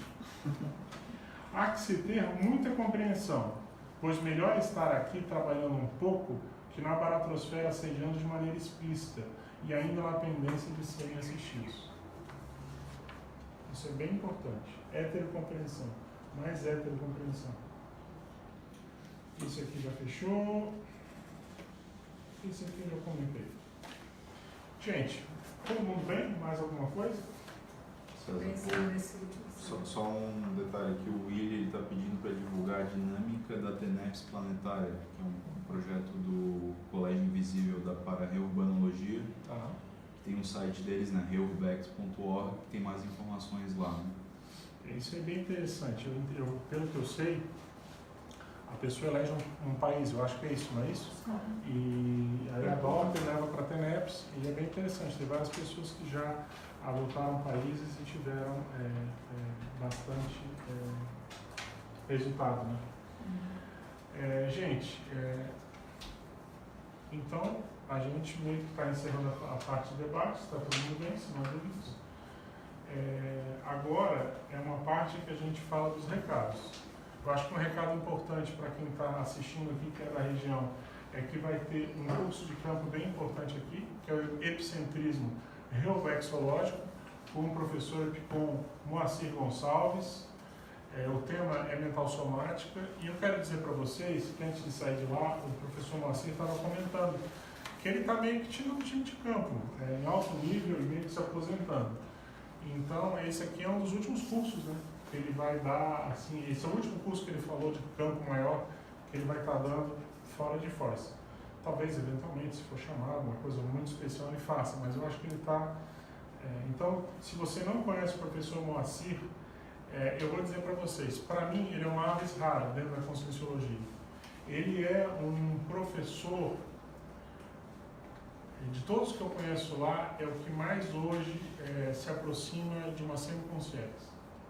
Ele me dá a impressão de já ter ultrapassado essa dimensão. Enquanto a gente fica ainda se preocupando com essa dimensão, ele já está em outra.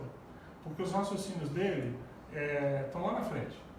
Às vezes as pessoas subestimam, porque do jeito que ele fala, a pessoa, né, sei lá, tem um pouco de dificuldade de falar, mas não.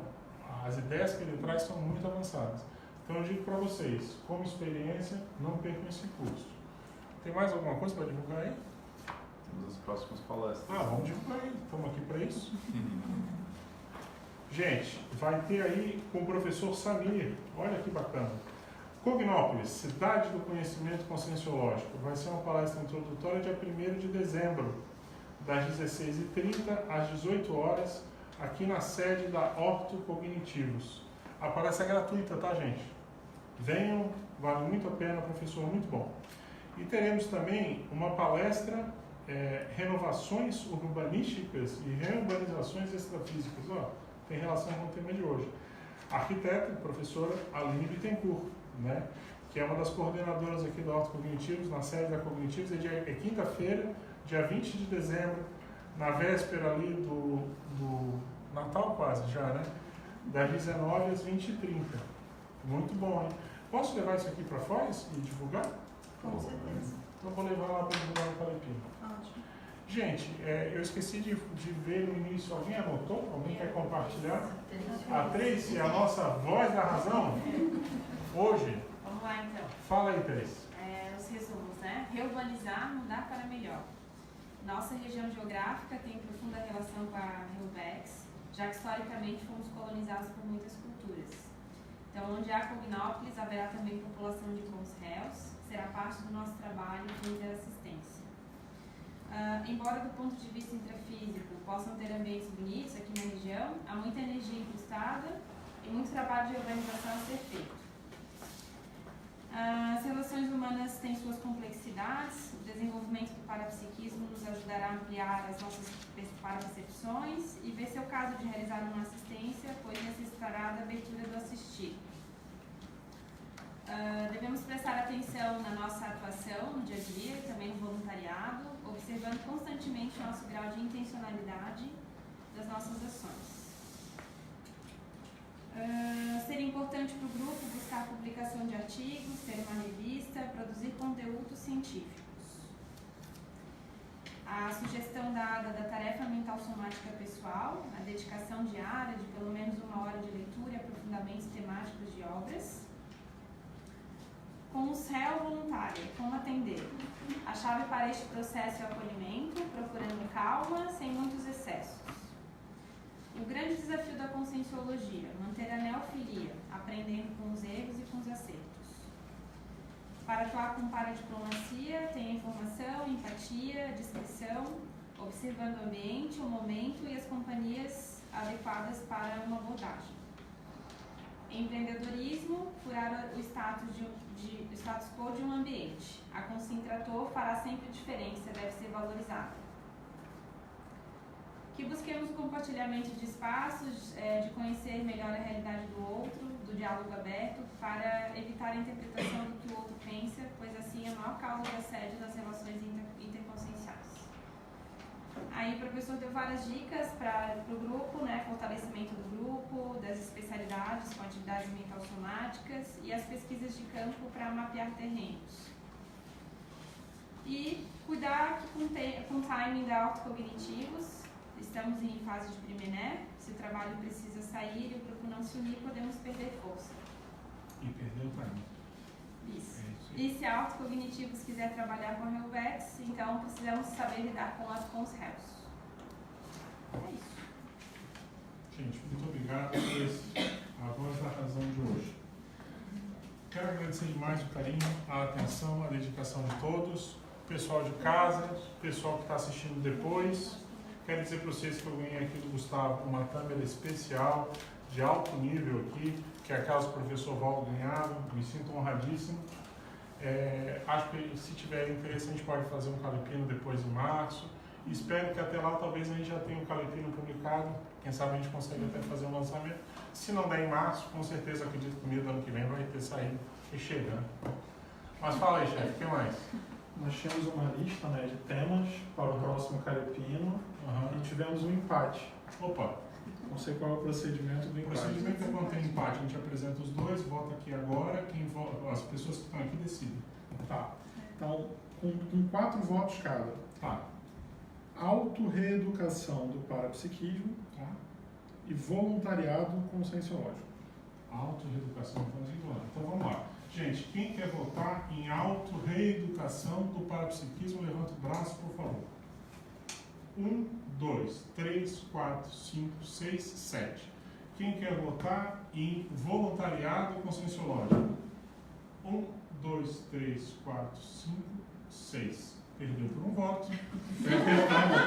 Autorreeducação do parapsiquismo. Isso, autorreeducação do parapsiquismo. Muito obrigado a todos, boa noite e temos café, chá, bolo, água, fiquem à vontade e a gente conversa mais aí. Valeu, obrigado a todos.